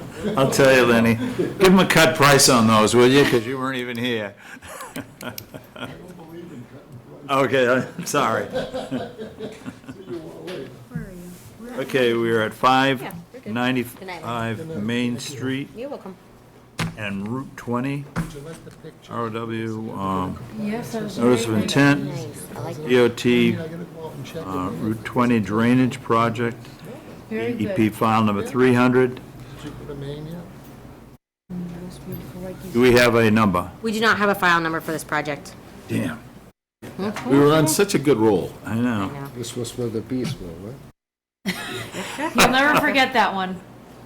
Oh, Ted won't, especially Ted. He'll never forget what's Oh, that. yeah, no, I'm fine, I'm That fine. site. A welt in the middle When of you, your back. oh, yeah. For Yeah, 5 we had fun days. out there, yeah. It was for 5 days. Oh, you want to know what? So a couple days after that, I went down into our back field. We left our kayak back there, and I went down to there to get it. And I got out, and my husband was there, and we have like a little UTV. And I flipped the kayak over, and there's a huge bee's nest there. And I'm like, and all of a sudden the bees start coming out. I'm like, go, go, you know? Like, yeah. 2 days after that, I was like, I didn't get stung though, which was nice. Are you saying you're the reason? You're the I probably am. Yeah, yeah, yep. No, I yep. just remember looking down, I forget whose feet it was, maybe it was Carson's, just like All swarming. right. Yeah, swarming. Yeah, that was fun. I think we all will remember that. But we do have the project team online here, so I'll pull up the schematic there in a minute, so that way you guys can present that. But for the record, we have proof of legal advertisement, and I forgot, and I asked them today, and thank you, Taylor, for reminding me that they don't have to do the abutter notifications as it's a Mass DOT project. So. And this is just subject to the Wetlands Protection Act because DOT is not subject to local bylaws. All right, so I'm going to pull that up. Luke, if you want to get started, I'm going to pull up the plan and then I'll share my screen for you. Perfect. If it helps, I have, I don't know if you can let me share my screen. I have one that's just a little bit marked up with some of the, you know, with like bank and a couple things. That will make it easier.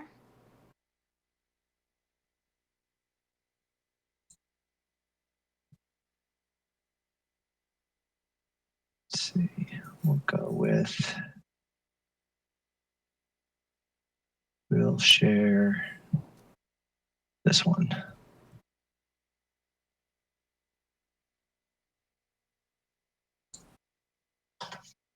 Oh, perfect. It's colored. Can everyone see this okay? Is that okay for you guys?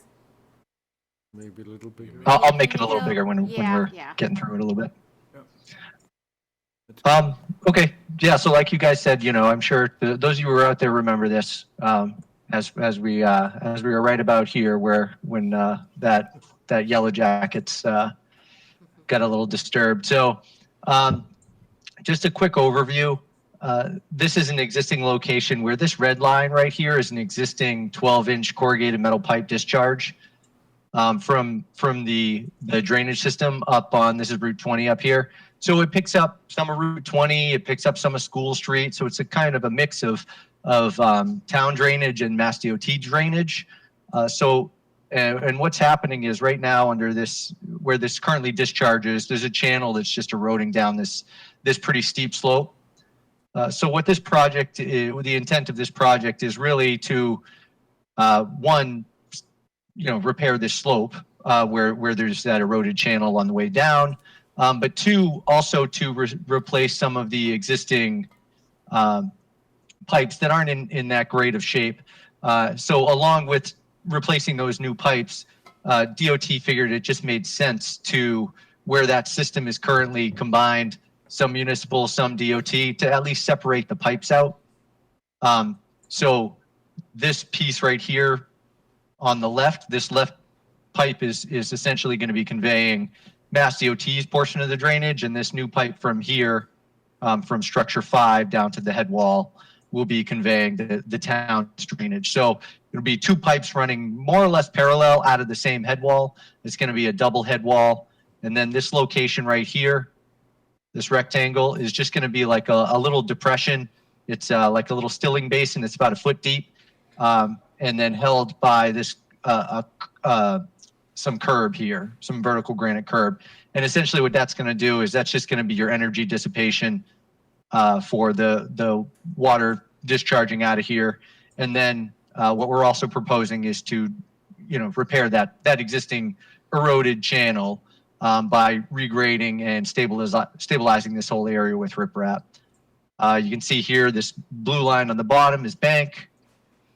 This light orange line around the side, this is our erosion control line. All work and erosion control barriers are going to be outside of bank. There's no disturbance to bank. But that's generally, the real brief overview. We're going to do a little bit of cleaning up over here at this driveway entrance. right now the water flows into this driveway entrance and kind of pools at these two existing catch basins. So what we're going to do is kind of formalize this driveway entrance a little more and have this hump up a little bit just to keep the water going into these catch basins as opposed to turning the corner and ponding here and then running into the site. So that's a real brief overview. And you know, like you guys said, DEP's central is pretty slammed, so they're running pretty behind in issuing file numbers. So we don't currently have a file number. And just so the board knows too, Natural Heritage, I think I did put it in my notes here, they did, oh no, we were waiting it when I wrote my notes for you. We did receive Natural Heritage's approval for it because it is located within the designated estimated habitat and then also priority habitat too, so. And for the river, you mean? Yep, the river and surrounding buffer zones mapped. I believe there's a mussel there, so. One thing we saw earlier on a plan today was, I think it was on the septic system. It was some rapid growth. That's a really steep slope, as we all know. Yeah. And they had proposed some Oh, yeah. hydroseeding that was permanent, whether For it a even, year. yeah, whether Yeah. it grows or not. Just might be some suggestion in terms of, Yeah, Luke, did you have a proposal for the disturbed areas? How are you going to stabilize that loam and afterwards? seeding, and so I just didn't know if maybe add some detail to what they were gonna do. Sure. Yeah, the areas upstream of this head wall are relatively flat. You know, you can see there's some slope up here, but it's pretty you know, manageable. You know, really, and this area down here, once we get to the actual slope, it's so steep that it's got to be, you know, riprap. But this area up here, we could certainly we'd certainly consider, you know, any type of mix or hydroseeding that the commission would recommend. I think we're probably just I'd have to look it up to see what are typical for There is flat, but that you know. would make some sense to try to get something on it Yeah. quick. Maybe definitely some type of hydro seed with a tact in it and something that's not gonna, obviously there's no one here to water and kind of maintain this. So even if, like on the Cedar Lake project, they hydro seeded and they put like a jute erosion control blanket over it, and that seemed to work pretty well. But right, there should be someone that's DOT or on the project team here that's, you know, making sure that area gets stabilized out there too. But an erosion, Maintenance guy who was yeah, there would. biodegradable erosion control. Swing by Yeah. twice a year. Yeah, he didn't even get stung. No, he did. I think he did. 'cause he said Everybody he got had stung, to go get didn't some they? Benadryl. I'm pretty sure we all got stung. Yeah, no, Ed and Carson didn't, but I yeah. didn't either. No, everybody He else was out did. there with really? their legs too. Yeah. Suppose. So yeah, Just for my information, could you explain to me the separation of pipes? And the rationale behind that? You're going to have two pipes Yep. going in? Go ahead. Yeah, sure. So we did a pretty extensive review of, all right, like what's actually going to this system. You know, because as part of this, you know, we need to make sure that these pipes are big enough to convey the tributary area, you know? So that was kind of one of the things that we were looking at. And throughout that exercise, we kind of came to the conclusion that, okay, this is not just Mass DOT's system coming down here through this pipe. It's a combination of the town system and Mass DOT's system.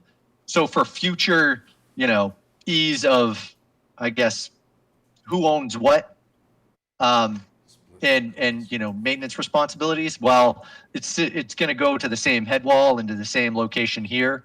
The pipe itself through here, DOT felt it would be better to have it separated, just so, you know, if for example, if for some reason there was sort of some sampling that needed to be done, we'd be able to tell which system it's coming from. MS4. They have You know, like if MS4 it was- sampling. Yeah. So would the work be done at the same time, or would the town have to put in their own pipe? No, this work would all be done at the same time. They would install these two pipes at the same time Okay, and separate the systems. this is my question. So, just one other thing too, is that, I think I had put in an email, and we talked about it a little bit too. Since DOT doesn't have the easement on the property yet, we just need to get the property owner to, sign off for the notice of intent for the work on the property. Yep. Yeah, no, that, Yeah, and if you- DOT's currently working on that. They're coordinating with that right now. The property owner is aware of this and they have seen this. Okay. And, you know, they've been, you know, Yeah, I there know is they've an been easement working with plan them, that, yeah. Mass DOT right-of-way group has been kind of, Yeah. nailing down and circulating. So yeah, it's just all the paperwork part of it that's to be Okay. done. But yeah, that's on our list to, Perfect. or technically, I guess it's on DOT's list to get that signature. I'm going to ask for continuation. Yeah. Ironic that he shows up Well- talking about this piece of property. Oh, yeah. It's only that, if I could, through the chairman, that the signature just came into my office from Westport. So we'll get it over to James Robita, DOT, and they'll have that final signature from D. Bonaventura. Okay, We'll have it to him tomorrow. all right, great. Thanks. You haven't gotten stung out there. Thank you, have Glenn. What's that again? You haven't been stung out there, have A you? few times, Yeah, well, we stomped them up pretty good. Bumblebees this time, but luckily they don't smell as bad as yellow jackets. You Yeah. don't normally get bumblebees, but they're yeah. out hatching out right Okay. now. Thank you. All right, Luke, so we're going to give you a continuation? Sounds good. All right, With regards to the project at 595 Main Street and Route 20, I'd like to make a motion to continue the meeting until September 14th. Luke, is that Next meeting. next meeting, September 14th? Good for you, Luke? all right. Okay. I'll second the motion. Any discussion? All in favor? Eric Aspar in favor? Ted Winglass in favor. Alison Stuber in favor? And Ed Goodwin in favor. We're now at National Grid, Thank you, guys. row 301. Line, notice of intent, a subsurface geotechnical investigation, DP file number. Do we have a number?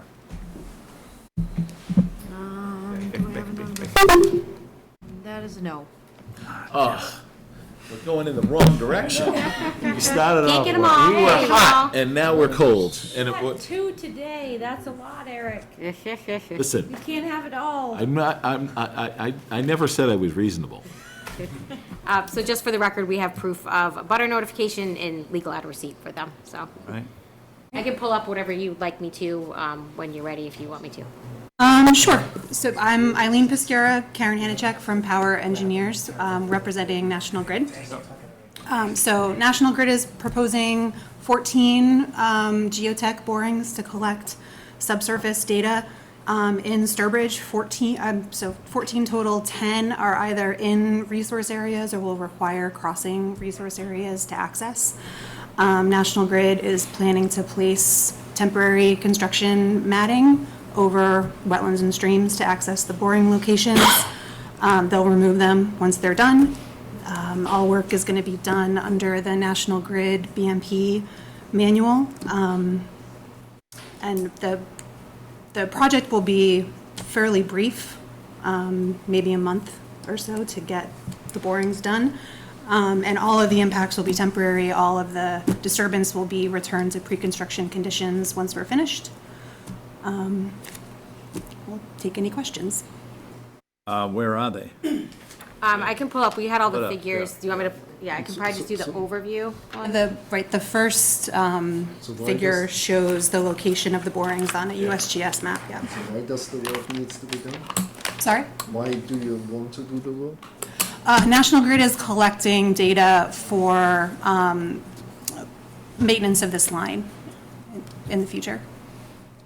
Do you think there'd be new, poles in those locations? Is that, Potentially, the scope of the maintenance is not firmed up yet, but they may be replacing structures in this locations, and that's why they need the subsurface data to do the engineering planning.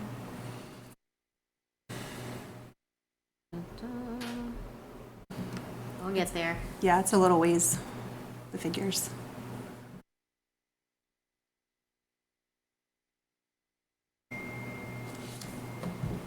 We'll have to give a continuation to the next meeting pretty soon, yeah. So this is an overview of all of the locations. And it's hard to see, but there's 2 at each one here, it looks like. Right?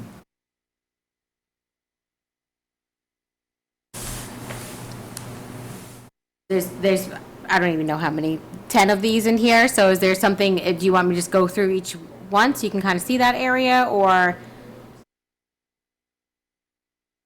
don't know, I'm just trying to get some semblance of what we're looking at. So there's going to be about 13,000 square feet, a little less, 13,000 square feet of construction matting placed Yeah. in wetlands. National Grid reduced the impacts to the extent that they could. The reason they need to cross wetlands to access some of these borings is that there are steep slopes, guardrails, things that prevent them from coming in the other side. Okay, and this Are is, any of the borings within the wetlands themselves? Yes, yeah, what, 4 of them? yes. Are there existing lines that go through there? Or what? Yes, this is all along the existing 301 line. Okay. So all within existing right-of-way. So actually, what you're looking at here, this is Brookfield, this pink here is the town line. So this is, I believe, an access route coming this way to go through. We go to the next screen here, so now we're in Sturbridge. Yep, and there's not, the line that 301 line is where they're doing these borings, that line that you can see going across, but this map set is the entire line in Sturbridge. So yeah, you gotta go through this and then find the locations, and they show where the matting is on here. So right, they're temporary in nature. Some of the bigger, I think concerns is that there's actually one beaver dam that they'll need to breach here, and then another one that they'll put mats over, and another one that they're just gonna go put mats right below it. But they've been working with Beaver Solutions to develop plans for that. I think that's important, that we get a good understanding of that. And then also, right, there will be an NOI coming back in the future if they do additional course. work here. Yes. Now, typically, when we, review and approve NOIs, it includes a resource area approval. And this is a big area to do that in. Would you be looking for that resource area approval now, or just kind of specifically for like the actual impact areas? Because typically we do it for everything. So my recommendation is that since this is 10 different locations and we've got the Beaver Dam crossings there and everything, that, we look to have like a peer review of a firm go out there and kind of review everything on our behalf, since it's a pretty large project, especially with the Beaver Dam thing. So I didn't know how National Grid, you guys usually handle these things for these type of projects with a resource area approval. I'm not, have you done a resource area approval? I haven't, but I think if it could be limited to the areas that we're impacting, that certainly would be beneficial for this type of project. Right, to keep it moving forward. Yeah. So I think what would be useful is if, I don't know if everything's flagged out there now, I think there was something in the NOI that maybe not everywhere is flagged, which is fine, but if we could get information from you for the specific areas of where that approval would be sought, and kind of how much of that area is, that would be helpful. I'd like to keep it moving forward, because I think the plan would be to do this work in the fall, but it still is kind of a big scope as well, so it, Right around the corner. yeah. So we'd need to find out what where exactly they want to make those impacts, and then put a bid out to have somebody go look at it? Yeah, if that's how you wanted to move forward. But that would help expedite it too, if it was concentrated to certain areas. And I think too, especially with the sorry, not to interrupt, but the impacts for the Beaver Dam that are needed for the access, that really needs to get looked at. So we're draining a wetland? Is that what we're saying?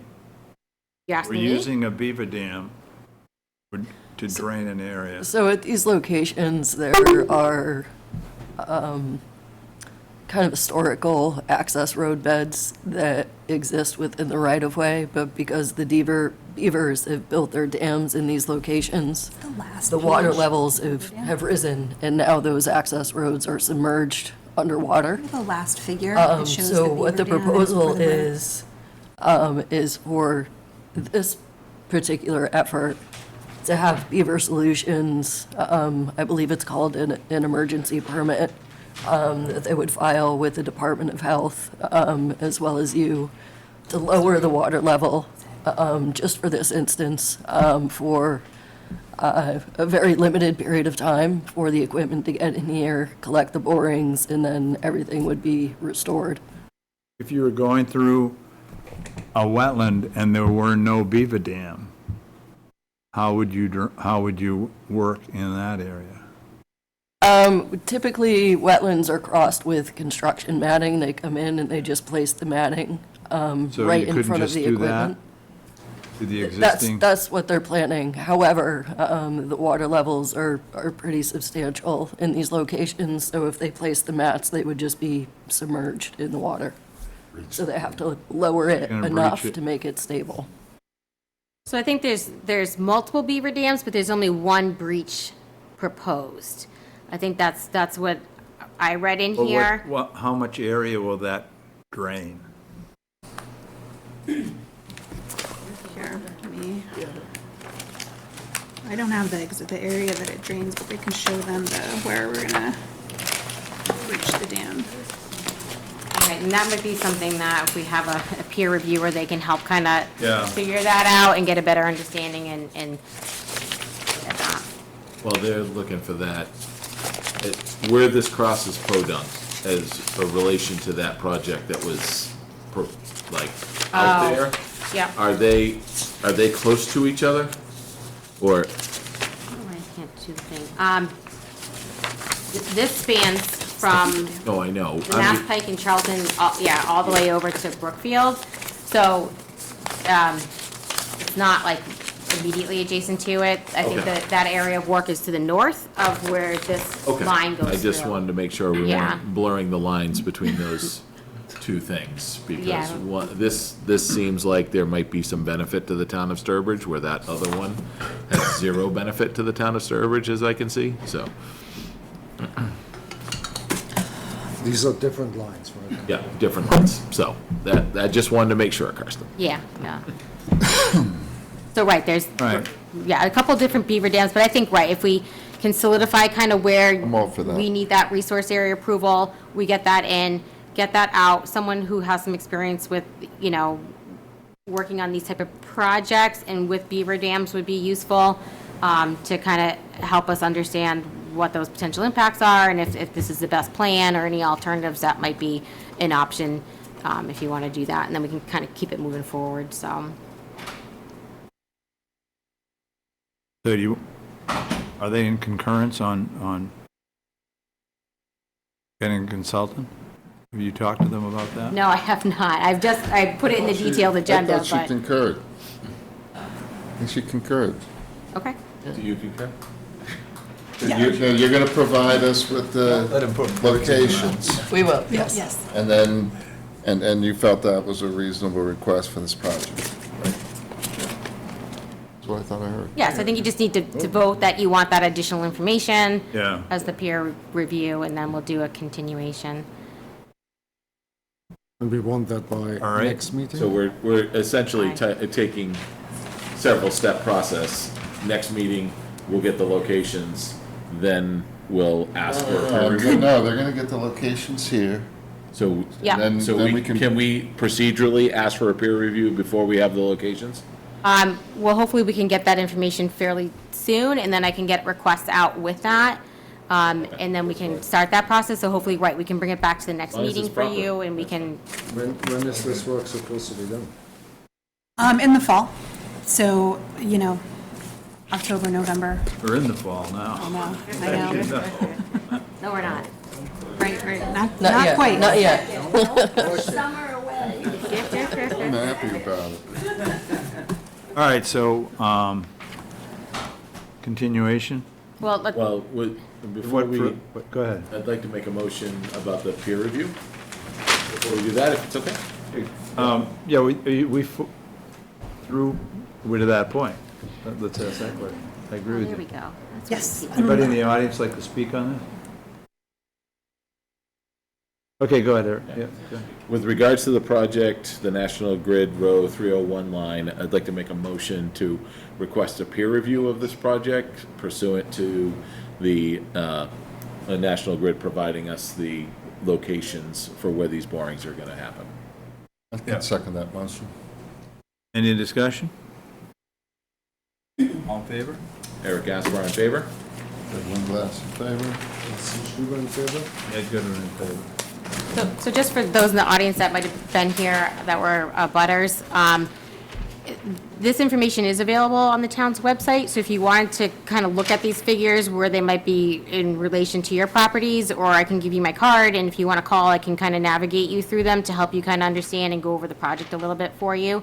But the next step is that it's continued, so they'll come back, we'll go through that process to get some additional information about it.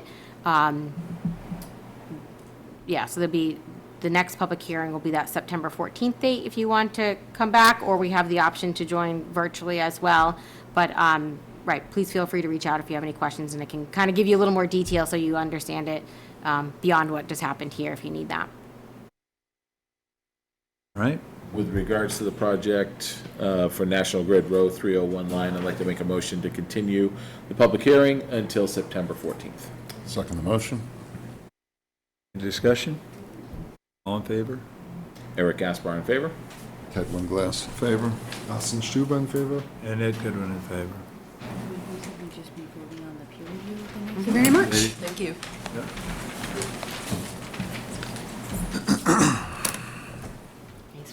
We are now at 70 Brookfield Road. Notice of intent, removal of a single-family house and construction of a new single-family home and associated site work, file number 300. 1169. All right, we're back in the win column. So just for the record, we have proof of legal ad receipt and the butter notifications for this. So Glenn, I'll just pull up the site plan here. We did go out and take a look at it last week. We can keep going. Hey, Aaron?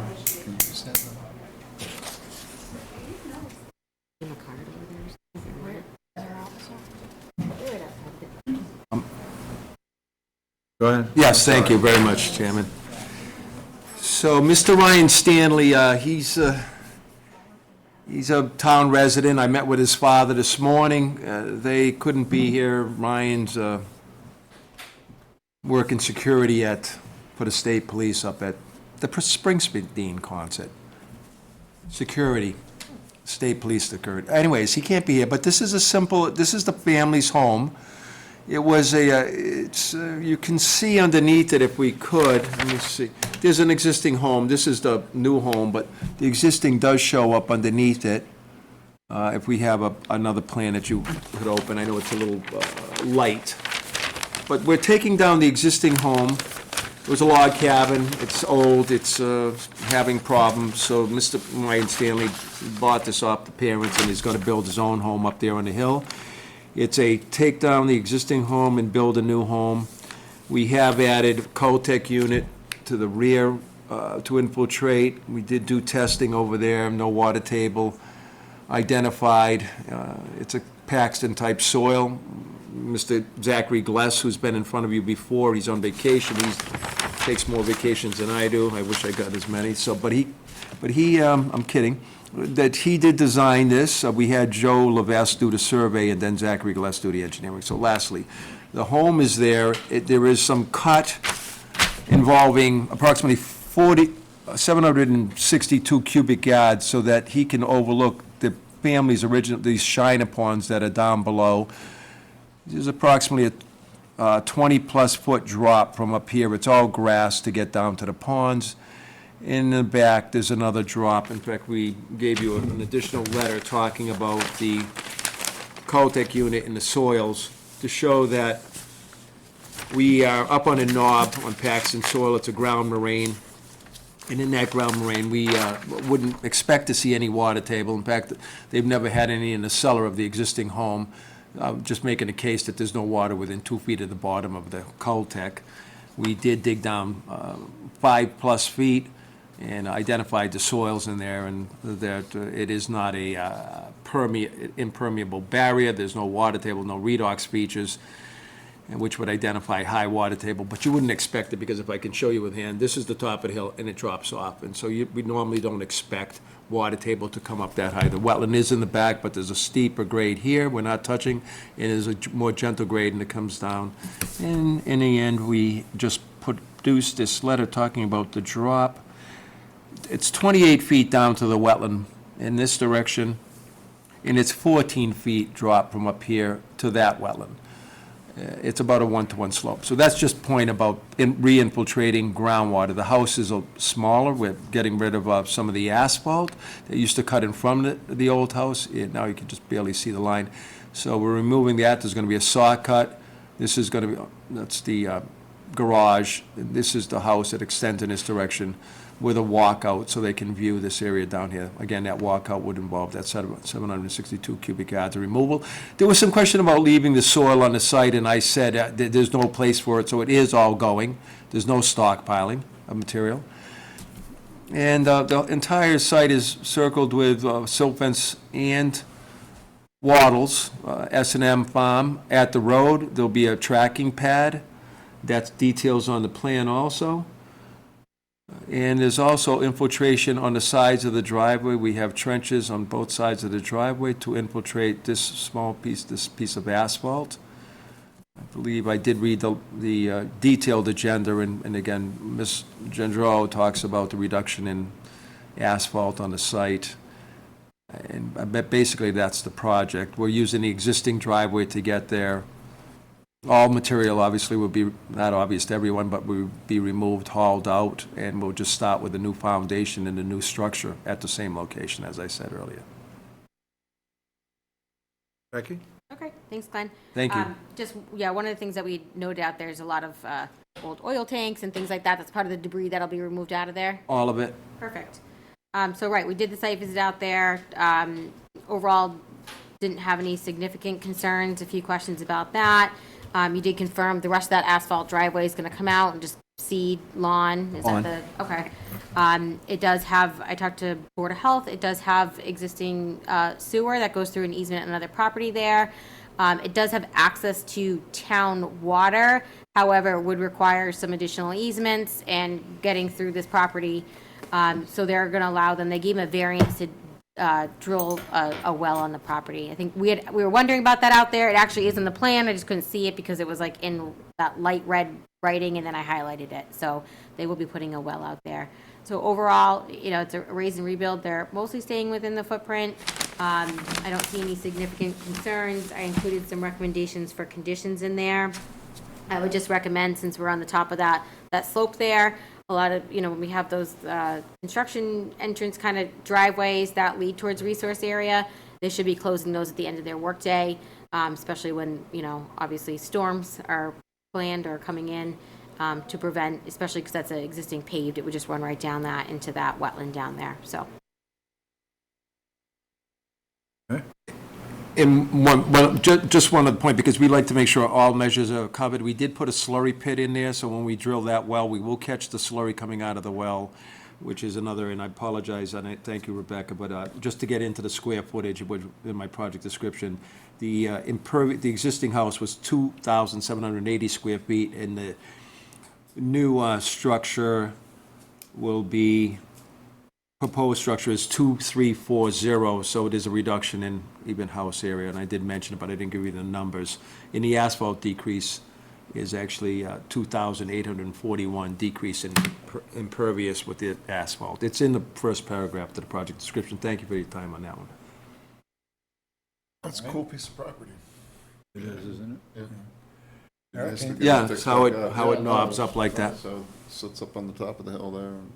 The only thing I was going to ask for clarification on, the dotted line, that's where your wattles are going to go, that's not the limit? Yeah. Yeah, well, we call our erosion control lines the limit of work also. So that is the erosion control. This is flat back here. We have a grade coming down. Could we say that this grassed area, which to the pond here is a grassed area, was grass? The father originally had greenhouses and such. If the commission wanted, we can probably, this is Zach Gless's rendition, the water line could be moved up a bit. We don't need all of that construction area, but like I said, the hole will be dug and removed, so we're not gonna have excess soil there to erode down. There will be the hole, though, for the foundation. Beck, any benefit to tightening up that limit of work a little bit? Yeah, if they don't need that bottom area, then I'd tighten that up or that. We Well, could actually, so they have the grading here, but right, anywhere back here, we can tighten that up. Doesn't have to be a plan revision, and the only thing I was gonna say, and I kind of just wrote a note for myself, is that we can phase that. Obviously, they're gonna come in and take this drive out, and we can just have a condition in there that they develop a plan with us on how they're gonna remove that and stabilize that.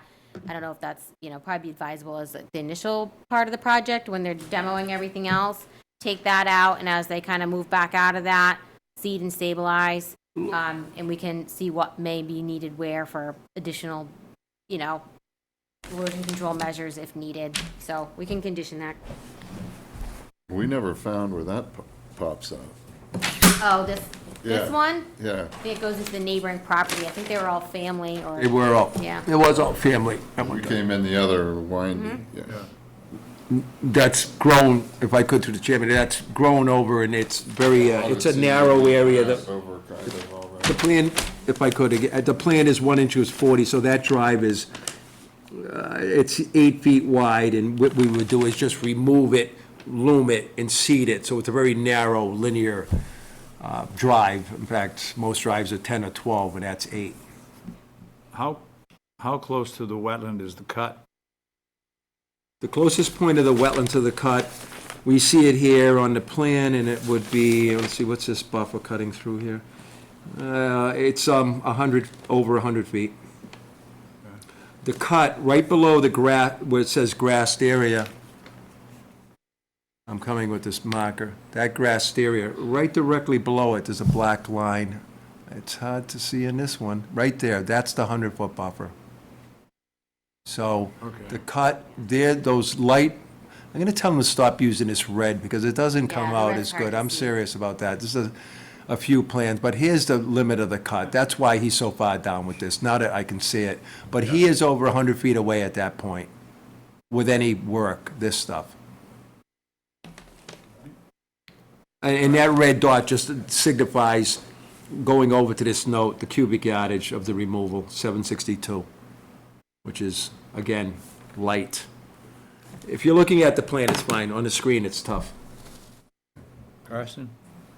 A question? Sounds like a plan. Oh, good. Anything, any further? Anybody in the audience? I'd like to make a motion to close the public hearing. Do I have a second? Second the motion. Any further discussion? Seeing none, all in favor? Eric Gaspar in favor? Ted Winglass in favor. Carson Stuber in favor? Ed Goodwin in favor. With regards to the project at 70 Brookfield Road, DEP file number 300-1169, I'd like to make a motion to approve the project under the Wetland Protection Act with the agent's notes in the agenda and with a request to tighten up the limit of work pursuant to our conversation. Second the motion. Any discussion? All in favor? Eric Gaspar in favor? Ted Winglass in favor. Carson Stuber in favor? I'm trying to. Ed Goodwin in favor. With regards to the project at 70 Brookfield Road, DEP file number 300-1169, I'd like to make a motion to approve the project under the Sturbridge Wetland Bylaw with all the conditions noted above and an additional condition of a security deposit for $5,000. I'll second the motion. Any discussion? All in favor? Eric Gaspar in favor? Ted Winglass in favor. Carson Stuber in favor? And Ed Goodwin in favor. All set, Glenn. Thank you again for your time, of course. Another one? think Rebecca was very kind to me and put 3 of them in a row. Thank you so much. We are now at 9 Cedar Pond Road. Notice of intent, construction of a garage and associated site work, DEP file number 300-1168. Blaine? So this was a continuation from our last meeting. We went over this, there wasn't any noted concerns. The commission, we were waiting for the DEP file number and comments. We did receive that. They didn't have any comments to issue for that. So since there was no concerns for the last one, my recommendation would be to close the hearing and issue approval under the Wetlands Protection Act and the bylaw with a order of conditions, use our standard conditions. And then one thing they noted they were going to do is to remove that excavated material directly off the site. So same thing for both laws. Yeah. Did we have 6 weeks, my memory is You remember escaping them all? me. No. Did we have a discussion around a surety for this project? I don't think so. We did not. No. Okay, because it's not a single-family home, but it is the garage. Yeah, yeah. So that's right, something that, right, we've mostly for residential projects, when they've been either new or raise and rebuilds that were kind of substantial in size with conditions, then we've added that surety on, but to date, or replication, to date, we haven't done these for smaller projects, so that's at your discretion if you think it. Well, maybe that's, to Ted's point, when we formalize that, we can pick that up at that point. Okay. Yeah, we just did a barn tonight without one. So skip it. Yep. I'm good. Anybody else? No? All right. I'd like to make a motion to close the public hearing. Is there anyone in the public that wants to comment? Oh, I looked over my shoulder. Oh, That sorry. wasn't good enough? The thing is, all we were doing was looking for a number anyway. Well, I know, it's still. Yeah. All right. Going to the public? I'd The like to make a applicant motion- is here, though, thank you. These are the okay, grounds. sorry. Okay, thank you again. I remember. Thank you. I'd like to make a motion to close the public hearing. I'll second the motion. Any discussion? Seeing none, all in favor? Eric Gaspar in favor? Ted Winglass in favor. Carsten Stuber in favor. Ed Goodwin in favor. With regards to the project at 9 Cedar Pond Road, DEP file number 300-1168, I'd like to make a motion to approve the project under the Wetlands Protection Act with the agent's conditions noted in the agenda. Second the motion. Any discussion? Not seeing any, all in favor? Eric Gaspar in favor? Ted Winglass in favor. Carsten Stuber in favor. And Ed Goodwin in favor. Project at 9 Cedar Pond Road, I'd like to make a motion to approve the project pursuant to the Sturbridge Wetland Bylaw with the conditions noted in the agent's agenda. Second the motion. All in favor? Eric Gaspar in favor? Ted Winglass in favor. Carsten Stuber in favor. And Ed Goodwin in favor. Thank you very much. All set. Thank you. Just before we go to the next one, Scott, I see you're on here. Scott, were you on here for the request for certificate of compliance for 400 Hain Street? Yes. Oh, so we did that one earlier. We had some time. We did that one earlier. Actually, Alan was on earlier, but I did tell them before that we were all set with it, so that we didn't have any questions or concerns. So you're all set. They issued it. It's Perfect. Thank you. You're welcome. Yeah, we're at.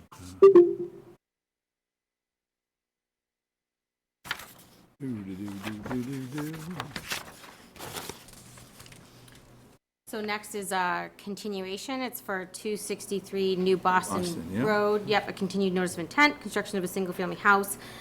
DP file number 300-1166. We do have Brandon on here. I think they just kind of submitted while we were here the report. They got that wrapped up so we can have that. Erin just printed some, so I know no one has seen that yet. So I didn't print all of them.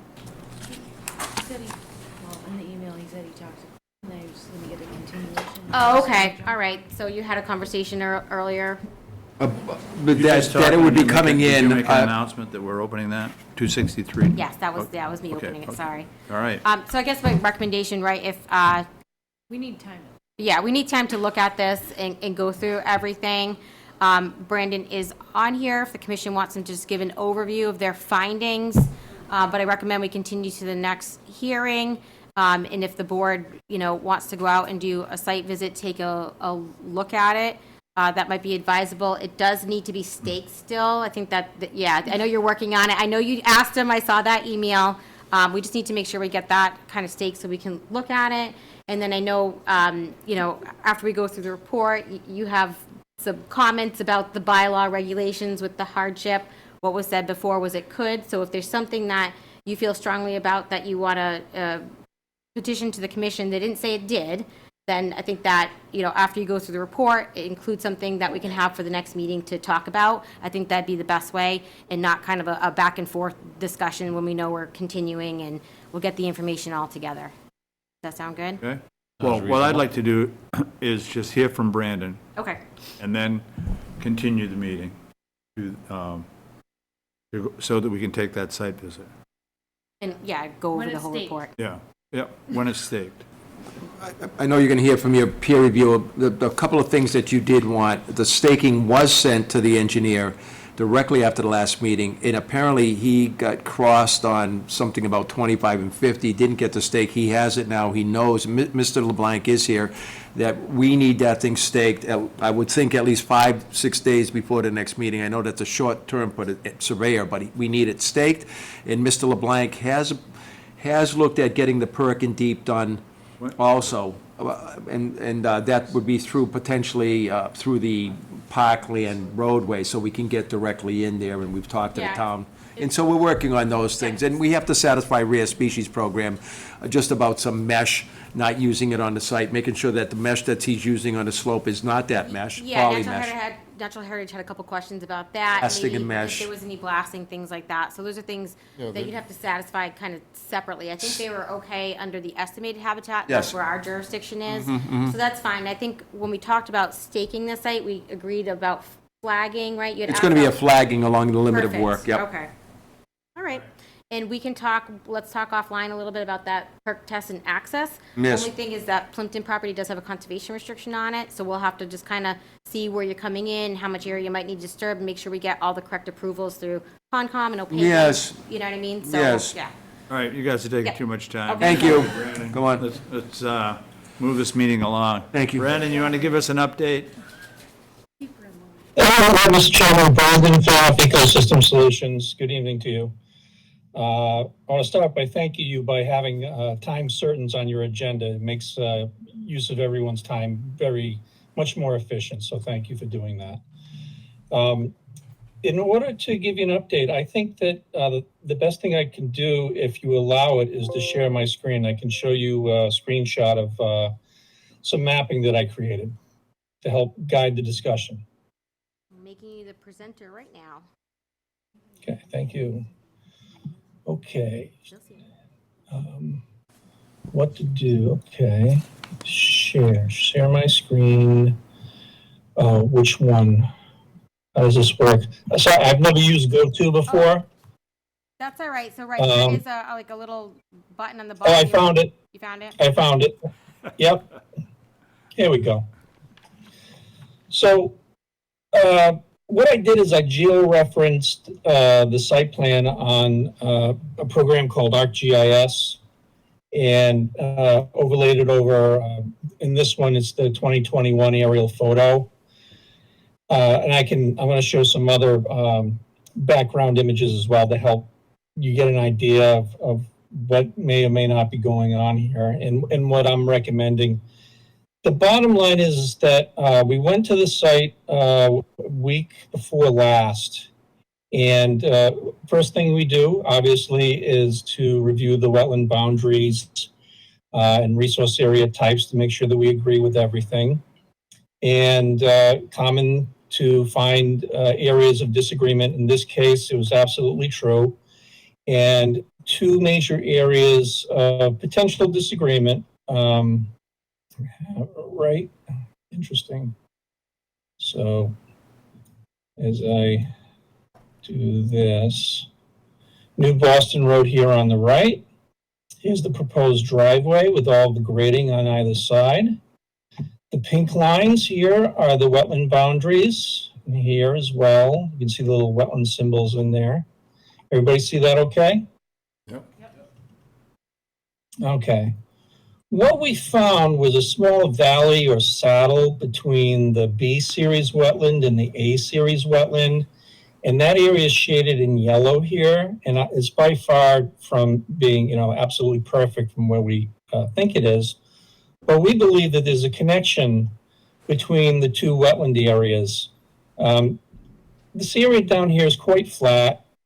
And there's a layer of sand, which may have been part of an old gravel operation, which overlays organic soils, wetland soils in this area. So we believe that there's a connection right here between the two wetlands, which would actually make this wetland to the north a bordering vegetated wetland instead of an isolated wetland.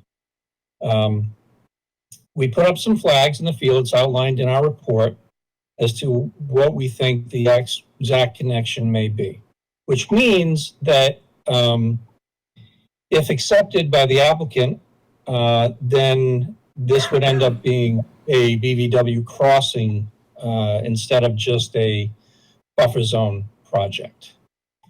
Another area where we felt the wetland was a little larger was right here. This is there's a bit of a bowl right here and another little high spot, but it has some low areas around it too, with the grading. And we feel it comes up something like this. And if that holds true, then that means that the 25-foot no touch zone will encroach probably, somewhere in through this area right here, as opposed to being, just outside of the driveway. And that being said, the 25-foot no disturb does come right up to the edge of the driveway, but it also is going to be in the areas where grading is proposed. Okay. Any questions so far? The applicant's consultant does have questions, but Well, yeah. we'll let him finish, and then I'm going to talk about the plants and the draining of the wetland, yes. But I think I think the best way to handle that, since we've all just gotten it, is to go through it and then put. I'll give a report on that, yes, ma'am. Yeah, please do. Please go through my report. I'm going to send my report to Mr. Gravosky as well, so thank you. We can compare notes, and he can, obviously, I'm sure, will have his opinions, okay? Yes. Obviously, the entire property is within Natural Heritage Endangered Species habitat, estimated and priority habitat. I haven't seen any response from Natural Heritage. Have you received anything, It actually Rebecca? did come in recently, and I can forward that to you. They had some questions under their MESA review, but under the estimated habitat part for the impact to wetland resource area, they did not have any concerns. But I'll send that to you, Brandon. Thank you. I did notice that this wetland up here was marked as a potential vernal pool, but I understand from EBT's report that there was an RDA submitted a couple of years ago, which the commission agreed that that area is not a vernal pool. Is that correct? Yes. That's correct. So then I won't go any further with that. There's the issue you were talking about a little bit earlier about the potential creation of your own hardship. I give Mr. Kravosky some credit for that because, this looks like something that happened some 15 years ago. And if it hadn't been brought up by him, it might have just completely flown underneath the radar. But that's an issue with the bylaw as well. Given the fact that it was 15 years ago this happened, I'm just going to let you know about it and let the commission discuss, what you want to do with it, if you want to do anything. Okay. One of the concerns I have, there's a lot of grading. Just look at all these solid black lines over here. At one point, the delta between the top of the driveway and the existing grade is 25 feet. So that's a lot of grading over a short, amount of space. And the erosion controls are proposed right at the bottom of the slope. And I never recommend that from a pragmatic perspective, because what you really need to do is you need to offset your erosion sedimentation controls by at least 5 feet.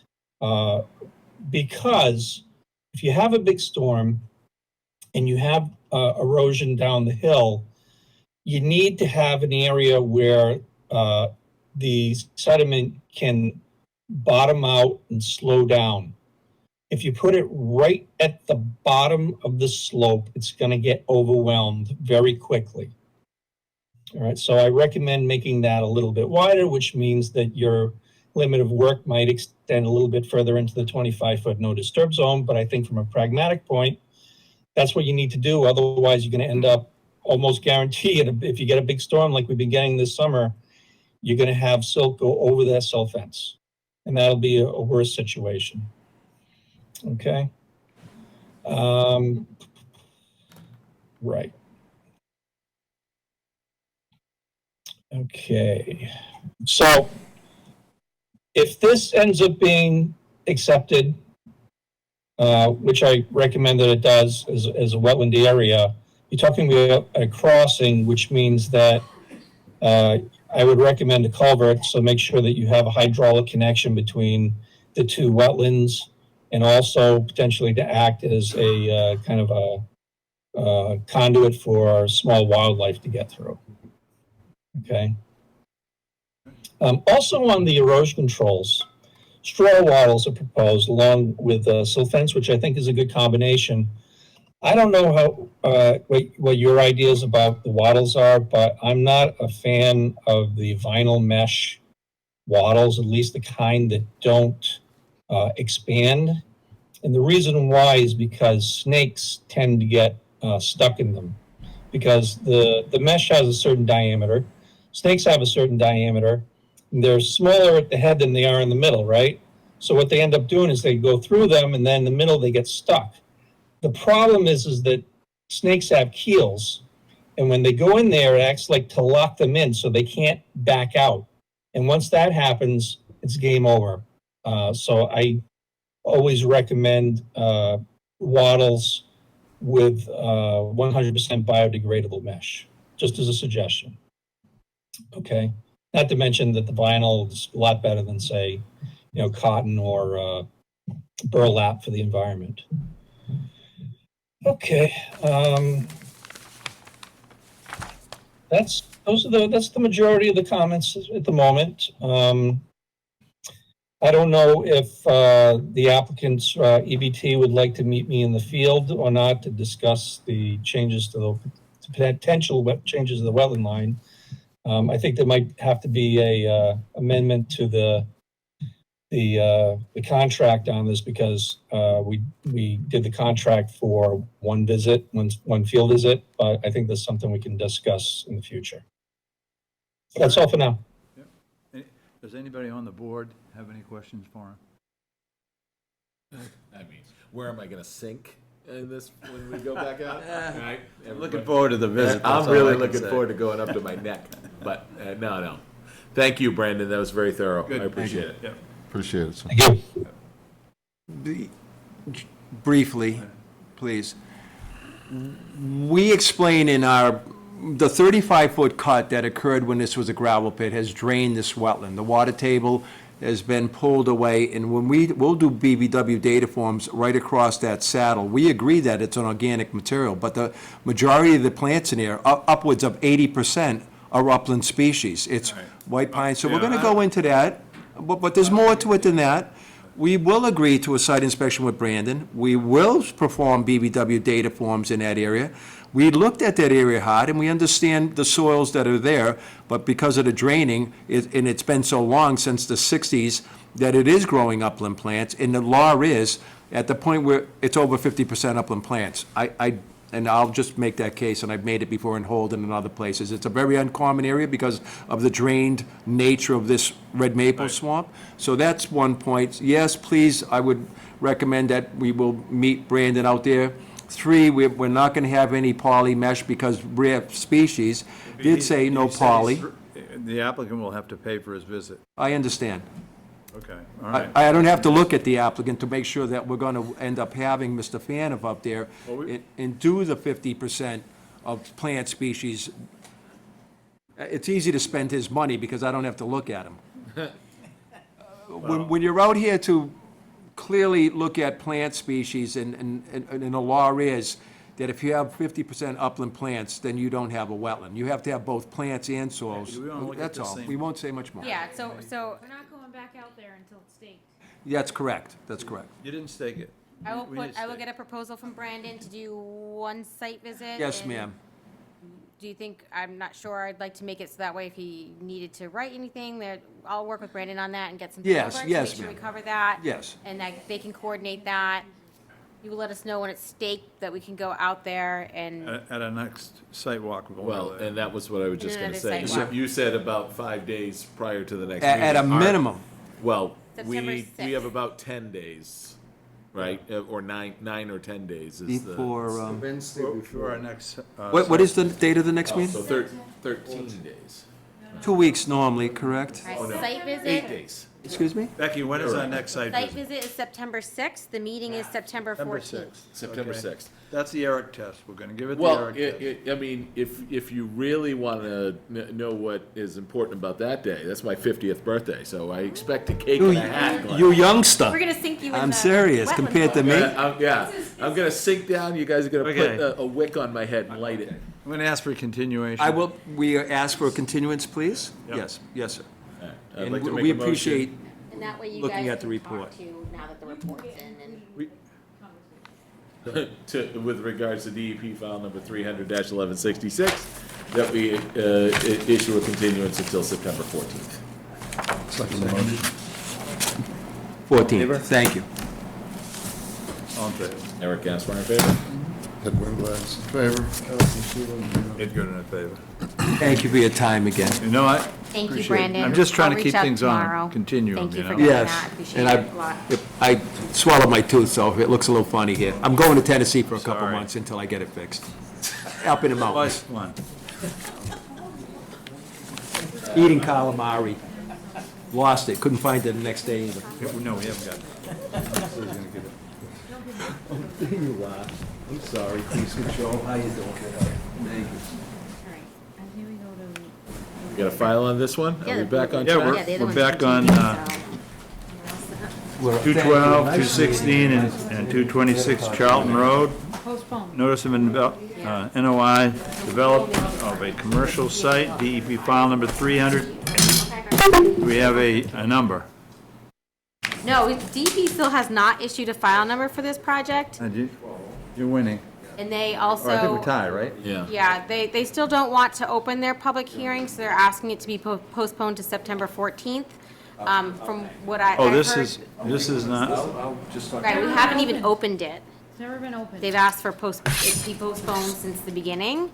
I think there's still some things being, good night, Glenn, being worked out with Mass DOT about access, and they're still working all that out as part of this project, so they want to wait. okay. No Starbucks, all right. Have to go home to my wife and tell her no Starbucks yet. Well, I think the concern is that, right, they would like a left-hand turn in, but I that's a need another hole in the concern. head, right. No, that's what we're doing here. Starbucks somewhere else? What? Starbucks. Yeah, right. 25. What? We're on number 25. Last people in the room. Okay, Somebody- absolutely, we've got, where are we? Where is it? You have to skip. So, 10? It is number 25 on your. Oh, okay, all right. Number one in our hearts, number 25. All right, so just a quick summary. 25. Last meeting, 10 Brookfield Road enforcement order. yep, last meeting gave a 60-day extension to the enforcement order. with the intent that some people had an interest in going out there and taking a look and looking for some solutions. A few of us did a site visit out there a couple weeks ago now. I don't have the date in front of me. Yeah, so we received based off. It was supposed to be the 10th, but it got changed to. Yeah, it was, a few weeks ago. It was the 13th. So, right, so Mr. Roy, after that site visit and some suggestions that were made out there, he sent a letter kind of summarizing the actions he would like to take to move forward with this. So that was provided to the board for your review. So if you have any comments on that. So the only, in reading through it, and we talked a little bit about this on site, you know, I wanted your opinion, Ed, when it comes to point 4 around moving the grindings that are going to be kind of beyond where we're putting that buffer.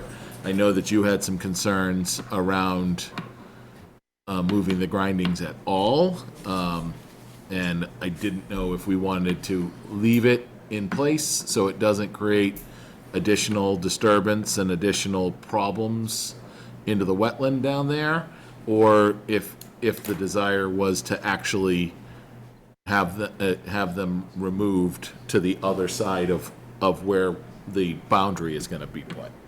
I know that you had a strong opinion on, or it sounded like your preference was to leave them there. So I just wanted to talk about that a little bit. Yeah, I think that, you know, as I look at this now, and is this our wetland on this? Is this dark area? Oh, I can pull that one up. That's that plan.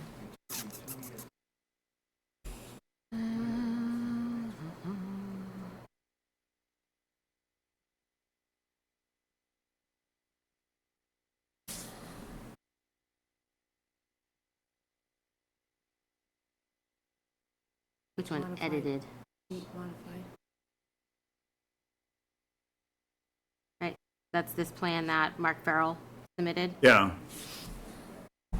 So wetlands, the blue line on here, although right out here, this area there is, and we saw that when we went out there, there's a little area kind of extends right up against the parking there. And the yellow area is what?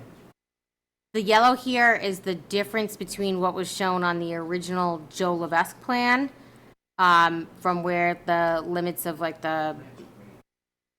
he had it as like paved parking area, and then, right, Mark picked up where the millings were, which is the yellow areas. And the red is the containers. It looks like one, but it's containers kind of going this way. Yeah. See, I think we need a notice of intent on this filed. That was a discussion that we had. If we don't have a filing, you know, we're breaking our own rules. We need a filing on this. I mean, we've done other things through the enforcement order, and I think that, you know, there's plenty of disagreement about what was there versus what was changed, right? And I think it's not all about doing what is easiest, but I think a reasonable compromise in this case is we're getting a considerable buffer that is going to be like, there's not going to be any questions. It's going to be concrete. There's not going to be any push. There's going to be a defined line of where it is that's going to protect not only that entire corner that's in question, but it goes all the way to the 50-foot line, right? The dark blue line. And there's going to be Jersey barriers along that entire line to protect all of that area and pull everything back. So, yeah, so when we were out there, we talked about where this area would get pulled back, and it was about where the trees were. Yeah. Is that, you know, I guess we were just kind of looking at it there. Is that similar to where that line here is? Where that Joe Levesque line of what the edge of pavement was.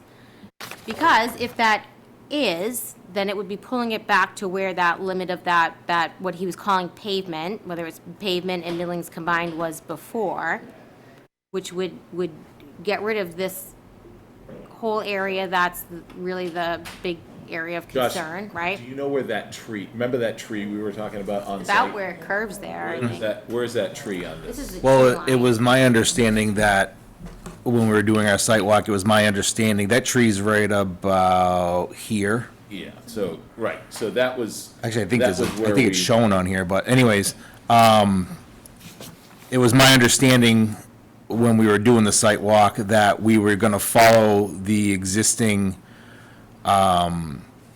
grindings that are there currently. However, we were gonna pull the barrier 1 foot off of that area. So basically, especially along the back line here where it borders the town property, we were gonna pull the Jersey barrier back a foot off the property line. Right off this edge, yep. Yep. And you try. And we were gonna do that all the way around, starting from this tree line. I was just gonna pull everything in a foot so that we were a foot off the property line.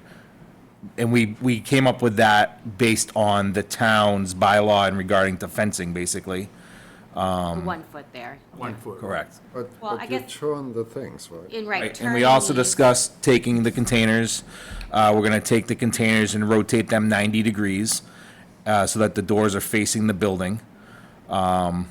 And then you'll have barriers all the way around, so there could be no snow pushing or anything happening in this area. There's no question about where the line is, where the property line is, none of that. We also brought up the fact that there's still a few pieces of existing, let's call it previous owner materials in here, that are actually on the town side. I said that we would pull those out if the town wanted us to. We get rid of all that while we're doing it. And then not only to the 50-foot line are we gonna do the Jersey barriers, but we're also gonna put granite markers along the property line every 6 feet apart so that we can't plow through them to plow onto any town property, even though it's not a wetland at that point. It's still gonna keep anything from going this way towards the town property. The proposal that we laid out on here, we agreed to move the snow storage area basically down here. This is a, greenery area now against, our neighbor there, but we own 10 feet off this house, so we're gonna push the snow up to the tree line, which is the only place left to put it at that point. I mean, is it perfect? Probably not, but I think it's a reasonable accommodation, given that, all the questions in place. We've done work like this under enforcement orders before, and I think it protects, the ultimate goal is, how do we protect that lower right-hand corner? Well, there's not gonna be any question. I think the important thing is that we haven't agreed on a lot, and there's like I said, there's a lot of questions on what was there versus not what was there, and I think, in all fairness, that my proposal is giving you guys protection against the wetland. It's allowing me to use the property the way it's been used for a number of years, and we can have this done in the next 5 weeks. I think I said I'd have it done by October 1st, if we can agree that you'll let me use this as a resolution to the enforcement order, and we can go on our merry way. Your wetland's protected. And like I said, your wetland's protected, and I can use the property the way that I'm permitted to use it. So when you turn the containers. Yep. You see, and it may not parallel that dotted line on the top side of that yellow patch, but is that kind of the intention, that yellow will be left? I know, there's still gonna be the containers down in that yellow. It won't be all of it, but what we had talked about on site was. I mean, realistically, the way this is sloped. Trying to get an idea, like, I know you're gonna turn them, but. The way this is aimed. This way, you're not gonna have them. We're gonna have them flush together, so they're not gonna fit up in here altogether, so they would have to be slid forward this way. So you're gonna gain a few feet behind it as far as not having anything there, because they won't fit in this area if we turn them that way, all the way back.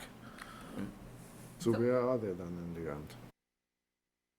I didn't hear. Where are they in the end? I mean. Right, I think that needs to get physically decided in a line draw if the commissioners see fit for that, so that way it's very clear, right? Like, is it, So I've one just I mean, just in terms of procedure, I mean, I actually, I mean, I'm positively inclined, I think, towards a compromise like that, but I think the question that, and I raised that while we were there, I mean, so we have the enforcement order, and what is the proper response to the enforcement order? Would it be a notice of intent, I mean, just procedurally, or, I mean, in terms of, or just an agreement, or what? Well, I mean, that's up to you.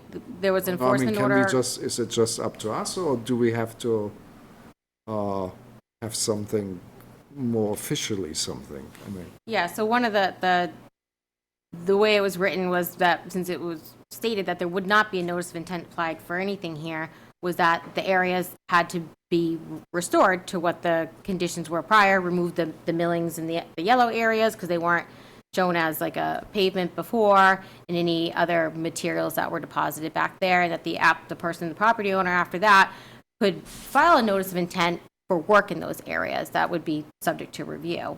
So that's how it was written. Now, if someone did something that could be approved, they did work and they got an enforcement order, but it was something that could be approved, it met your standards and you could approve it, then you would say to file an after-the-fact notice of intent. And that gives them the approval for the work that didn't get a permit originally. You can, but the way, like I said, the way it was written was that there wasn't going to be a notice of intent filed that was stated, so it was written that way to restore, and then, right, if you want that, then you can file the notice of intent. So I think where we're at, it's written one way. You gave the extension to, have some discussions here. I think you can modify what was originally stated if you've found something that was a solution, and you can still require an after-the-fact notice of intent for it too. Now, if they say there was an agreement, here's an idea. If you brought it back up to where the line is here, which is the area that's shown as the difference, and this was taken out, and these were up here, and you got your Jersey barriers and your bollards here that keeps the millings from getting moved over there, then maybe you'd say, well, since you're taking this stuff out and you're taking this stuff out up here, then maybe you don't need that notice of intent because he brought that back into that area that was shown as a paved kind of parking lot area, storage area on that original plan. That's an option. The only thing I would add, and I apologize because Eric, you started to walk over to this area when we were out there, and I was like, well, the wetland goes this way. The one thing, and I think we had talked about it one of the original times we went out there, is that with the plowing, it kind of pushes the millings and they're getting on top of the trees. That, right, if you had a curb over there, that probably would be helpful just to keep that so that stops happening and it kind of pushes the millings and parking lot gets a little bit bigger.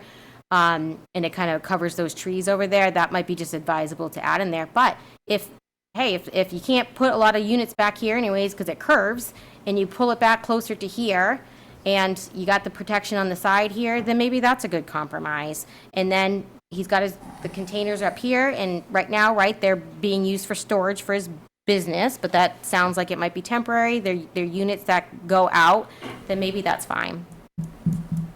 I mean, in terms of procedure, I mean, so what do we do? Do we say the enforcement order is not valid anymore under the condition that this work is done, or is it, this is just, or he just promises us to do it, but we don't have any enforcement thing? Because in the notice of, I mean, just... No, right, so... Point of view, I Order don't... of conditions is recorded on a deed and it holds teeth.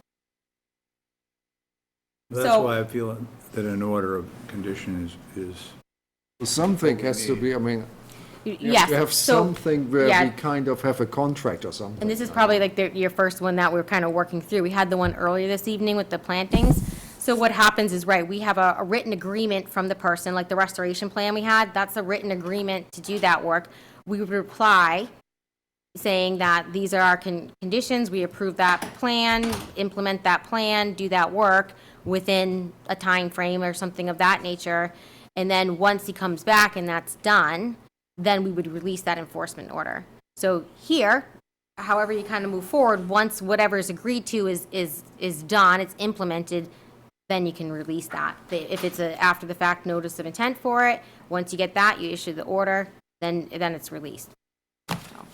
the other thing that we spoke about after the fact, which I was supposed to write back to Becky, and I forgot to modify this, but all the work that we're doing as far as placement of the Jersey barriers and the markers to delineate the current parking area, we're gonna have Joe Levesque come back out, mark them on a plan, and then file it so it's on record that this is what it is as of today, or, you know, whenever this work is done, and moving forward, it can't go outside of those boundaries. So that will be a permanent record recorded with the Registry of Deeds.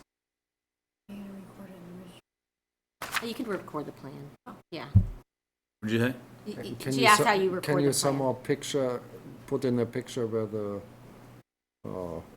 sheds? Where the sheds are.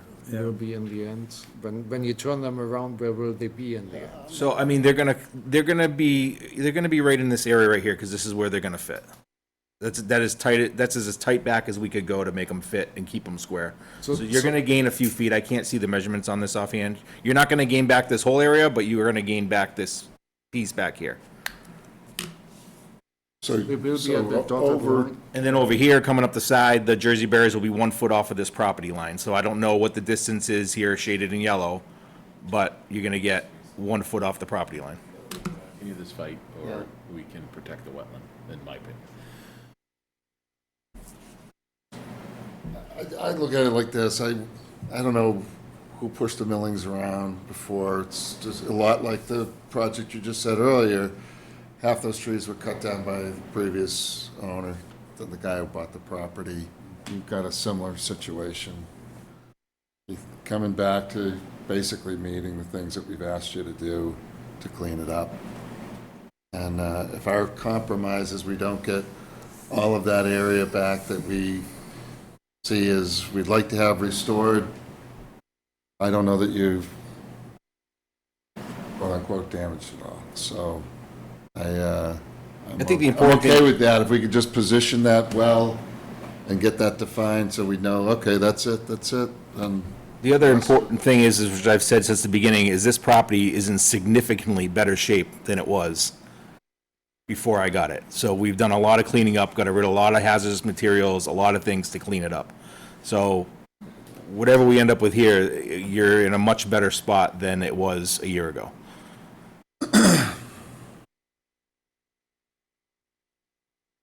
Well, so that's where I'm at, so. So we're just still to- going just- around. Just to close the note on the millings, I would prefer, because I'm likely to make a motion to approve what he had put there, to leave the millings in sight, so we don't cause any further disturbance of that would potentially create any further harm to the wetland. Put the boundary and leave the millings where they sit. That would be the Well, only change. I think we need a notice of intent on this. I'm going to come right back to it.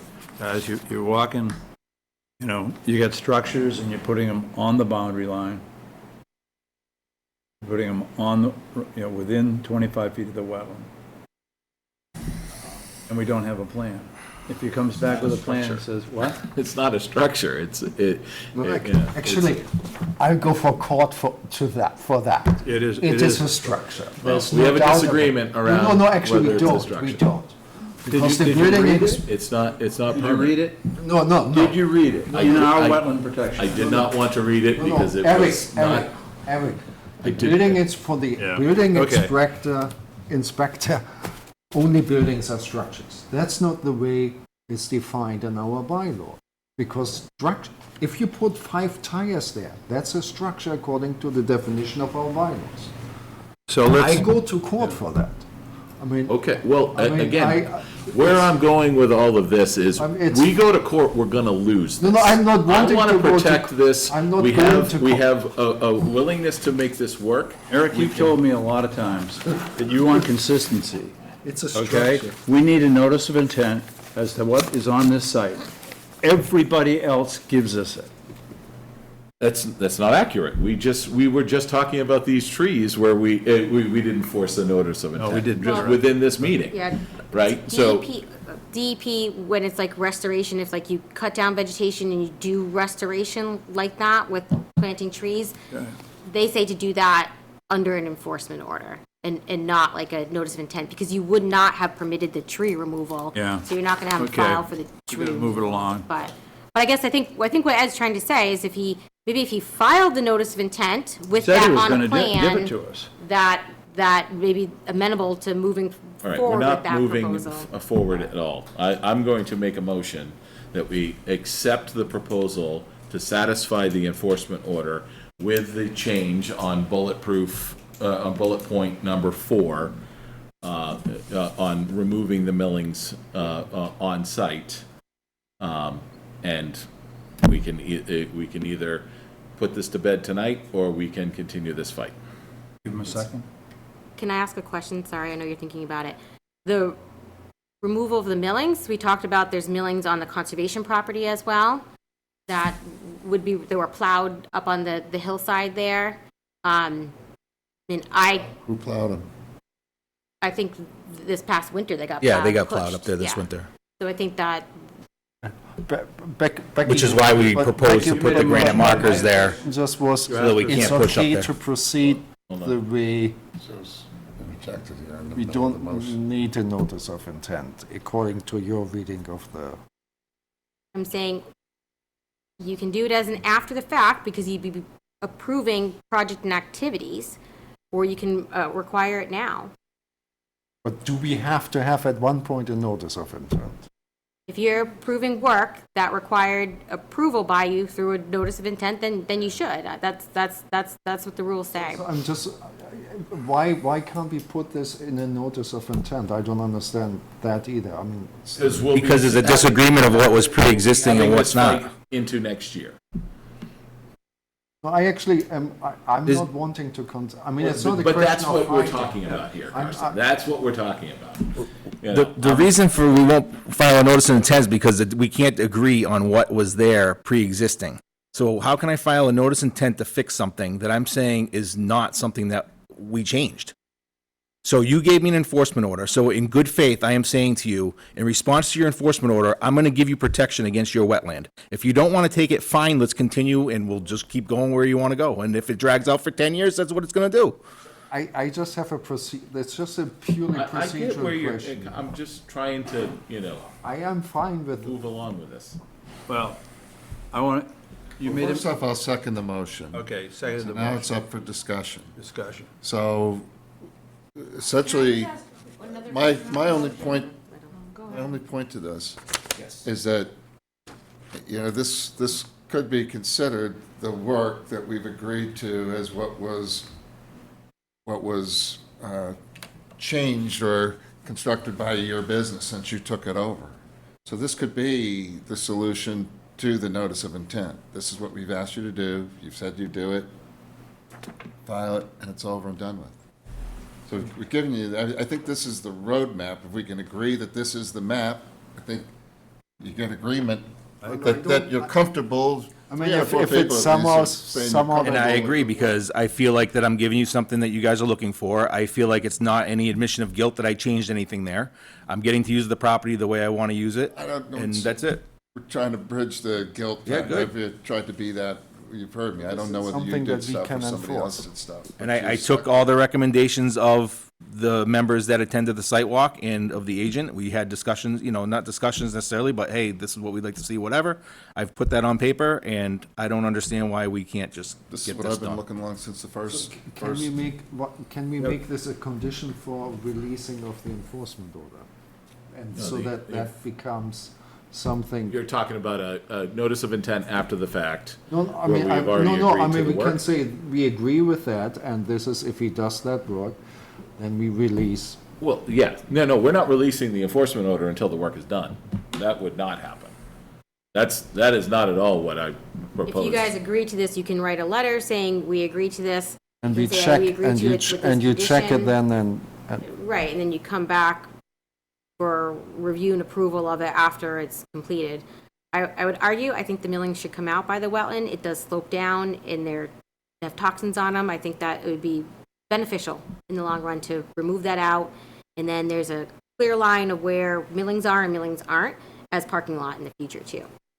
Just for consideration. So anything beyond the Jersey barriers, Becky, that's your recommendation? Mm-hmm. I would agree to that.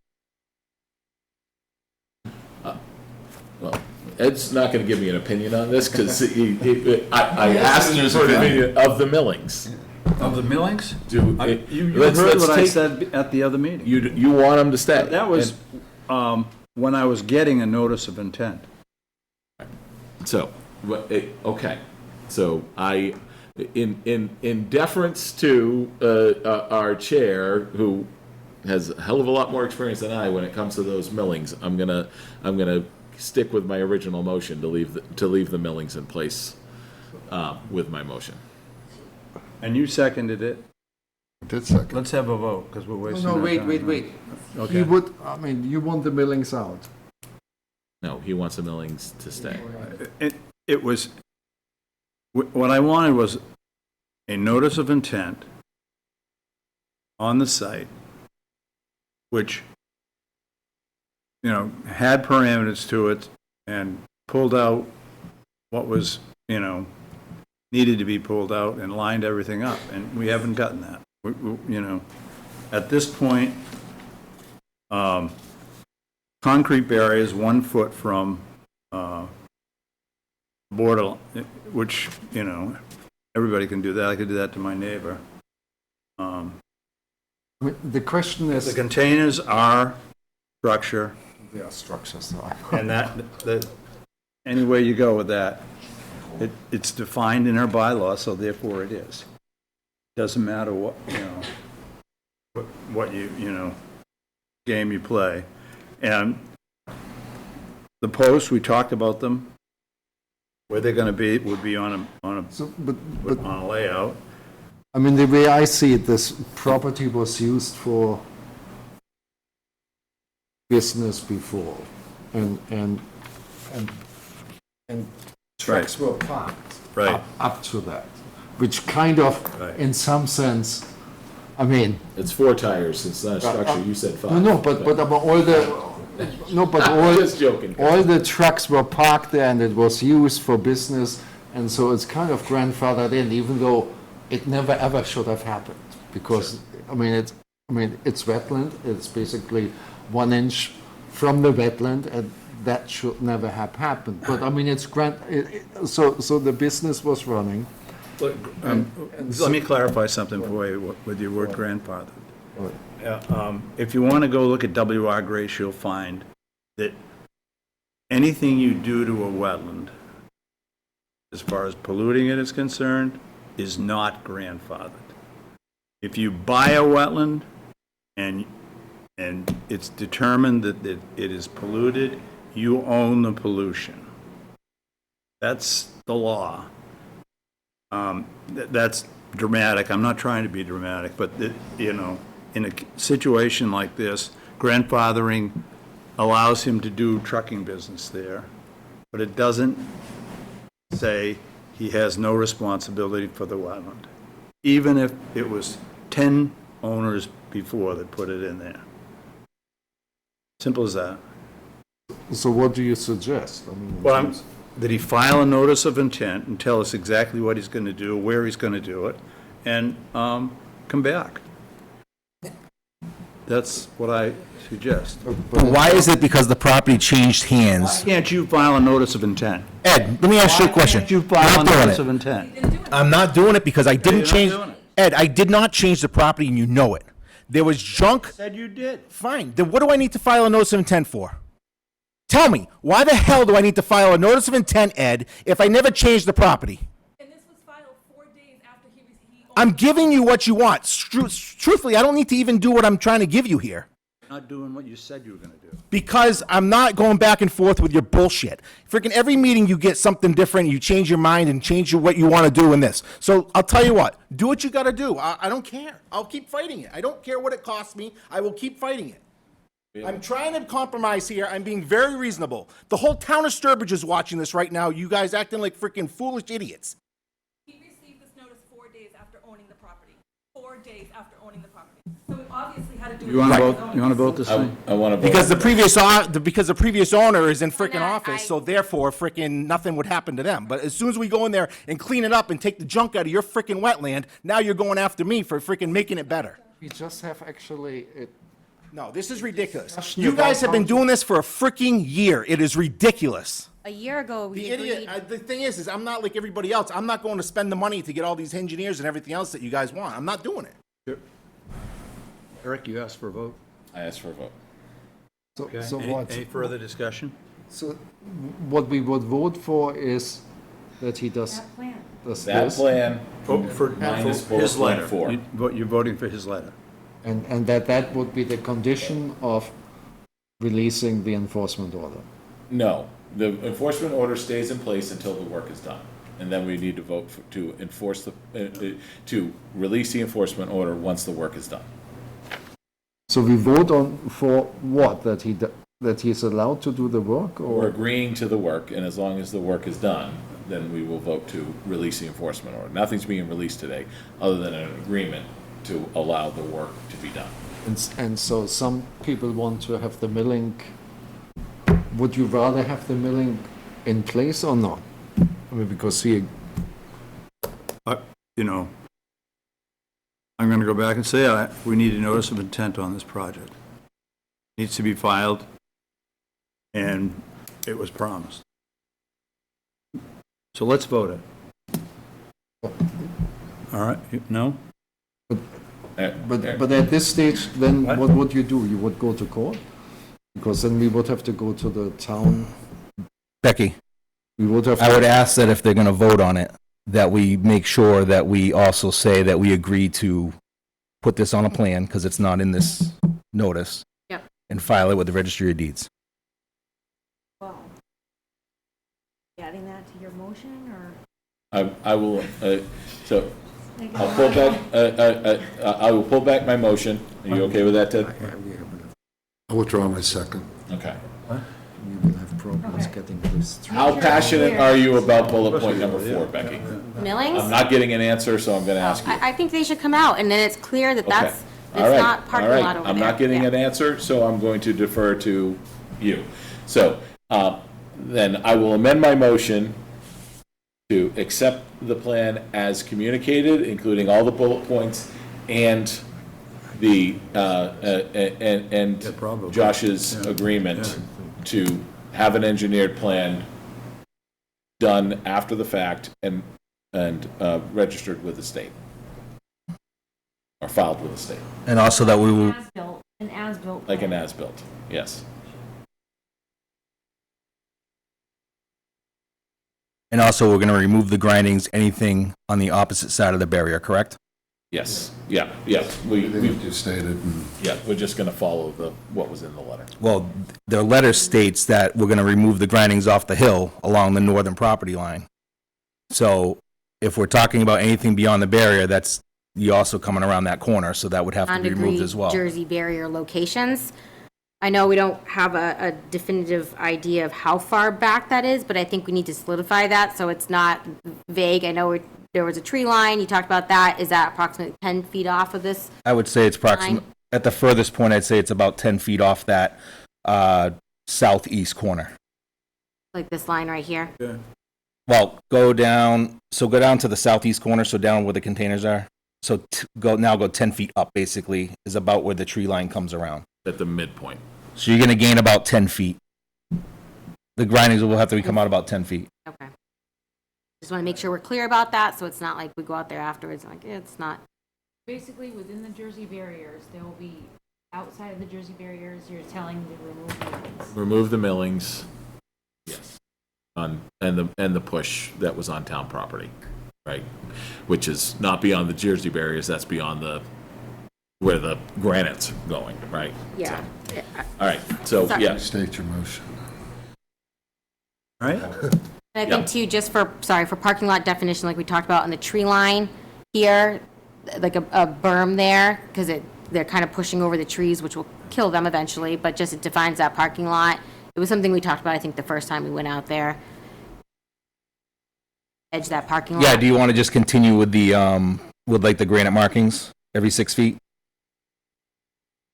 Yeah, that'll help Isn't it in here? prevent that pushing, yeah. Well, that piece, we had stopped at the tree line in our discussions on site. You know where the mature trees are, next to the yard. We There was this no. area. You need to have that free so you can push your snow? I'm sorry? You need to have that open so you can push your snow? Well, we'll just have to be able to push it up to the line, and that's it. We won't be able to push any further. In considering it's a commercial property, especially a land use with a high pollutant load, that you really should be keeping your snow piles within your parking lot. I know there's no stormwater provisions here, but that is usually a condition of a commercial property, so I think that's advisable. All right, so we're adding granite along the, what is that, the southwestern corner? Yeah, the southern corner there, or the southern Yep. South, yes. border. We are estimating the pullback from the southeastern corner as about 10 feet. That's to- not on the plan. I wish I had that in front of me. All that wording you're adding, is it included in the plan that I can reference for the motion or no? We have that in the detailed agenda. We have it in writing. Okay. I know it'd be helpful if you had it. All right. Have it in front of me. And so- then. What else? We're then registering it, Yeah, I have that. yep. And the pilings, the grindings beyond the Jersey barriers around the entire area. And Okay. where will the 4 containers be Yeah, that's that you don't think are structures? They're in that lower corner, they're gonna be about Right 10 up feet against full. the wetland? Right up against where the Jersey barriers under are. be probably. But they're not they're rental containers. We have a fundamental disagreement. It's like parking a truck there. It's a rental container. Actually, you confuse the definition of structure with the definition of ownership. I can own a structure or I can rent a structure. Our bylaws don't make a difference whether the structure is rented or whether it's owned. Even a rented structure can't be within the 25 and 50 feet. Ownership doesn't matter. Even if you rent it. Where are they gonna be? But it's defined as a parking area now, so. I mean, it's- So if I I mean, take let me ask you a question. If I pull the containers out of there and I put trucks there, That's an interesting question, actually. I would say it's also structure. But as a compromise, I'm actually happy if you would turn it around.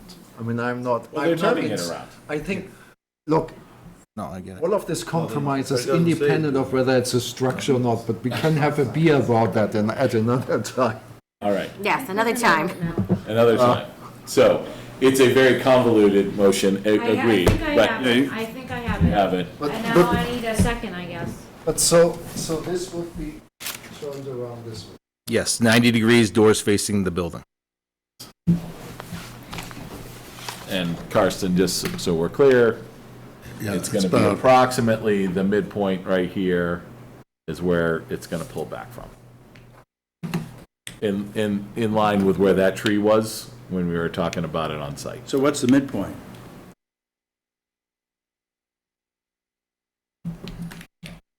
What's the midpoint? Right about here. So that area is about over here. This to here is probably about 25 feet, if you just kind of, So it's gonna be 12 and a half feet off the property line. property line. Yeah, that's what they're saying, I think. You agreeing to that? From the southern property Yeah. line, they're gonna be about 12 and a half feet, yes. Okay.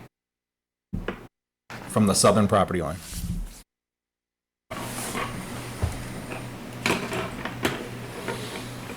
Structures will be 12 and a half feet from the southern property line. I'll second the motion. And there are 4 of them. It's 4 of them. Yep. It's 4 now. It could be 1 next week. He could buy another one. Well, he has to keep it out of 25 feet if he buys another one. It's, As simple as that, Eric. there wouldn't be any room to fit it down in there, more than the 4, so it by its nature. Well, it's like would he happen. said of the previous owners, they found a way to fit them down there. Anyway, my motion is. There's a made, I second. got it. I got it. Seconded? I got a second. And I'd like to call for a vote. And this is gonna be registered? Yep. That's what he said, he'd register the site plan. Add an The as-built. registry, yeah. All right, Eric Gaspar in favor? Ted Winglass in favor. Ed Goodwin in favor. All right, Now we Josh, have would to say be- October? Like sorry? October 1st, you think? October 1st? Do you need to do a site walk before that meeting, or to look at it? where are we now? We have a meeting October 5th, so if you have the work done by October 1st, I can check it. And you have to have the I'll plan. try to get done sooner, so you can get out there before that meeting, so we can. be Yep. done. All right, we have some COCs to go back to. Not done yet, guys. 20. What? I thought we got all those done. 20? At least we We're gonna got some move fast compromise. here. Eric, at least we got some compromise here. We found compromise. Mount Dan. That is all I would have been asking for in a notice of intent. I know. Exactly. Yeah, I know, but all we would have Let's gotten keep was going, continue to fight. Number 20, we don't want to have discussion Yeah, on a you're right. closed hearing. Well, wasn't a hearing, but still, yes. Closed. Matter, yeah. 16 All right, Mount 16 Dan Road. 16 Mount Dan Road, request for certificate of compliance, DEP file number 300-1034. This was, we have a raise and rebuild going on out there right now, but this was a previous order of condition that we gave a couple years ago. They put a well in, so we're closing out the well for that. Issue a complete for it. There was perpetual conditions 45 and 46. With regards to DEP file number 300-1034, I'd like to make a motion to issue a certificate of compliance. Second the motion. Any discussion? Seeing none, all in favor? Aye. Eric Gaspar in favor? Ted Winglass in favor. Alison Stuber in favor. Ed Goodwin in favor. We did Hines. 21 is all set. Yep, we did. Minutes 22. I'd like to make a motion to approve the 6:22 meeting minutes as written. I'll second that. Not putting both. Eric Gaspar in favor? Ted Winglass in favor. Alison Stuber in favor. Ed Goodwin in favor. I'd like to make a motion to approve the 7:13:23 minutes as written. I'll second the motion. Eric Gaspar in favor? Ted Winglass in favor. Alison Stuber in favor. Ed Goodwin in favor. Good job, too. Where are we? Ta-da. Hamilton yet? Yep. Yes, those are the trees. He left. 24. Who left? Yeah. Main I Street. thought Glenn was staying for 24. For what? Which one? 392 Main Street restoration. Oh. The Chinese restaurant? No, that's this is the pizza place where they cut the trees Oh, down. So yes. Yeah. they've been waiting to get a plan from Joe Levesque. Yeah. He said he will have it here Monday by the latest. It's his fault he hasn't had the plan yet. Glenn needs the plan to do the restoration plan. This is the existing conditions. It's a property line issue. Yep. Could just continue it to the next meeting. Yep. Yeah, he's agreeing Is to do there a restoration. disagreement between the town and Joe? I know there's Well- conflicting, Yeah, I don't know all the details. There were conflicting plans. There was a Lenny Jalbert plan. There's a town plan. There's conflicting things. I don't know exactly what. If it's our plan, that's, he's saying is accurate and Lenny's is wrong. I have no idea. I haven't seen any of that stuff yet, so. we're basically handcuffed until that gets figured out, right? Yeah, so we should have that. It's fine. He's agreed to do some restoration out there. He knows he cut further than he should have, so they're cooperative, so I think we're okay at this point, just continuing it as a discussion until we get to actually needing to like issue restoration, and that restoration would be done under an enforcement order. So when we get there. Committee updates? CPA, we haven't had a meeting. I don't know when I don't know if we have one scheduled. I don't think we have any updates really. Or else I can't. Yeah, I know Open Trails- Space is now starting to redo the open space plan. Right, and we'll be working on that. Oh. Yeah. I went to a Slack meeting last week. I don't think you were on the invite for that one. No, I was, but I was out of okay. town. Oh, okay. Slack didn't necessarily have a designated staff person or department before, so it's been decided that Slack will be under conservation, under the Conservation Commission with us as their staff persons to help with that. Silver Lake Association. So I went to their meeting last week because one of the things that we've been talking about is those permits. So I just thought they wanted to come here to this meeting, and I just thought that it probably would be more productive if I went to their meeting so we could have a longer kind of discussion, about like the technicalities of their permits. So I put together like a list of table with all their permits they had, what the permits approvals were, what the changes were, all of those things. So not to go into too many details, but we had a good discussion. I'd like them to work with their management company to see what it is they actually are doing or need to do. These permits are over 20 years old, and they were never intended to live that long, right? They've been given extensions, and management plans go a little bit longer, which is fine. But their management strategies, from what I can see, for the most part, have kind of changed. And if they're not in line with what the original permit was, it's time to redo that, right? And generally, like I said to them, if you're doing the same thing for 20 years and nothing's working, then there's a problem anyways. So they're kind of in line. They're really looking. They gave me a letter. Oh, yeah, I forgot I have a letter. They gave me a letter for you. They're really looking for, which is outside of conservation, but they're looking for support. They feel like they've kind of been the ones that have really kind of, taken on all of the work and the monetary responsibility for keeping these lakes viable. So they're looking at, funding options and seeing what the town can do to help assist them with these public resources that we have. So I think it was a really productive meeting. I'm going to have some internal meetings here to kind of talk about these things. But I kind of did, like I said, I told them that they need to really look at what they're doing and what they're proposing to do. And kind of their concerns were like, well, we don't want to have to come back for a permit all the time. I said, well, it's really how these things are written too. Like, one was like, well, if we have to do 2 years of this treatment and then we change and we, do this afterwards, well, that's what you write in the permit. You make it so it's not, I'm using this specific chemical, I'm using this or the brand name, I'm using this chemical compound that could be a different couple brands, or you write it a certain way. And some of them have a few conditions in there like that. So I think it was good. I think we will be working with them a lot more. I think it's very productive because we need to protect these lakes. I think what's important also with these management plans is that they look at what are the sources of these issues. One of the residents on Big Alum said this before. Like I say it all the time. You like a green lawn, you're gonna you're gonna have a green lake. So we need to, and I think we can work cooperatively with them to kind of figure out what these sources are that are causing this pollution. There's a lot more algae blooms now. Big Alums has algae blooms; they never had them before. What's causing those things? Nutrient runoff, whatnot, and look at tackling those sources too. So I think that'll be really good. I also met last week with residents on Birch Street. Few of you might not have been down that road yet. Some of you have. It's a private dirt road along Cedar Lake. It all goes into the lake. It's bad. There's a resident that's kind of spearheaded starting a road association down there. And they had a meeting, and I went to it. Raul went. You know him from the Cedar Lake project. He did that for the Mountain Brook project. So he's been willing to help them.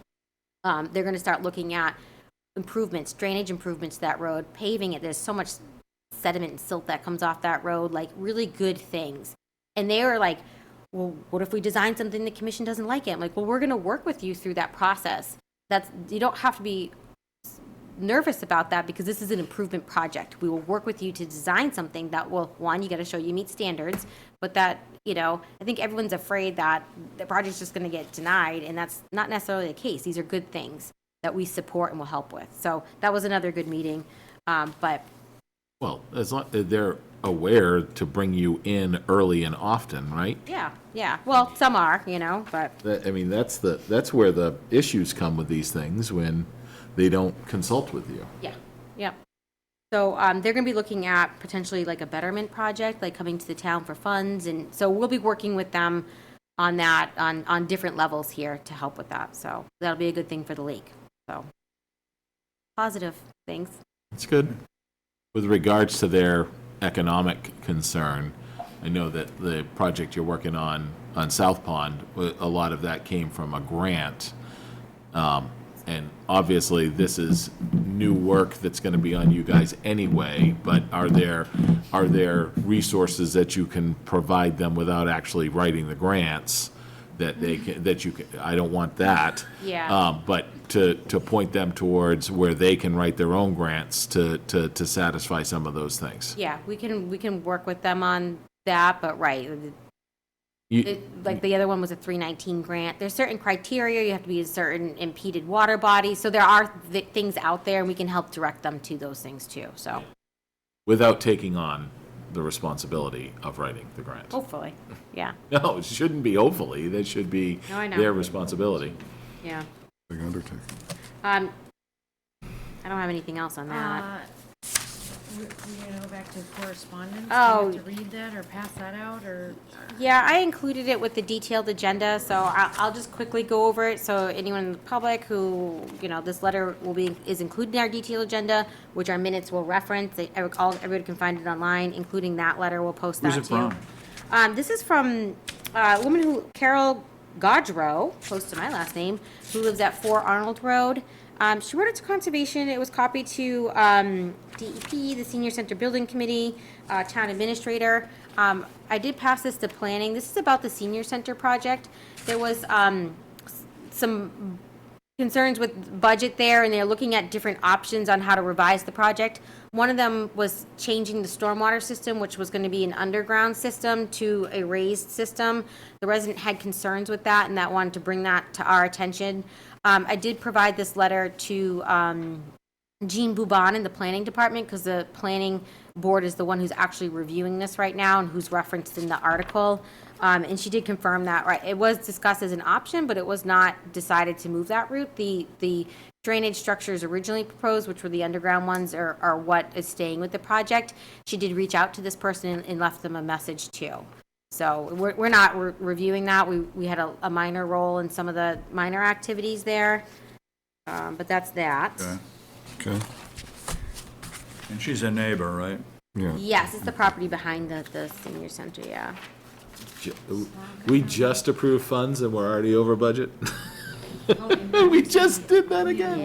Yeah. Started, I'll get It's core inflation. more people chasing me down. When was town meeting? Like 9 weeks ago? We're already over budget? All right, anyway. Number 28, this was a emergency certification we issued to DPW. We had those big storms mid-July. I think it was around the 16th, 17th. Some of us, we stopped there at our last site visits, washed out the culverts in Cooper Road and the roadway. DPW went out there. They did make a repair for that. You may or may not remember on the annual town meeting, there was a line item to get funding to start designing and engineering and implementing a new structure there, because they knew that it was undersized and that we needed something bigger there. They were right. Yeah.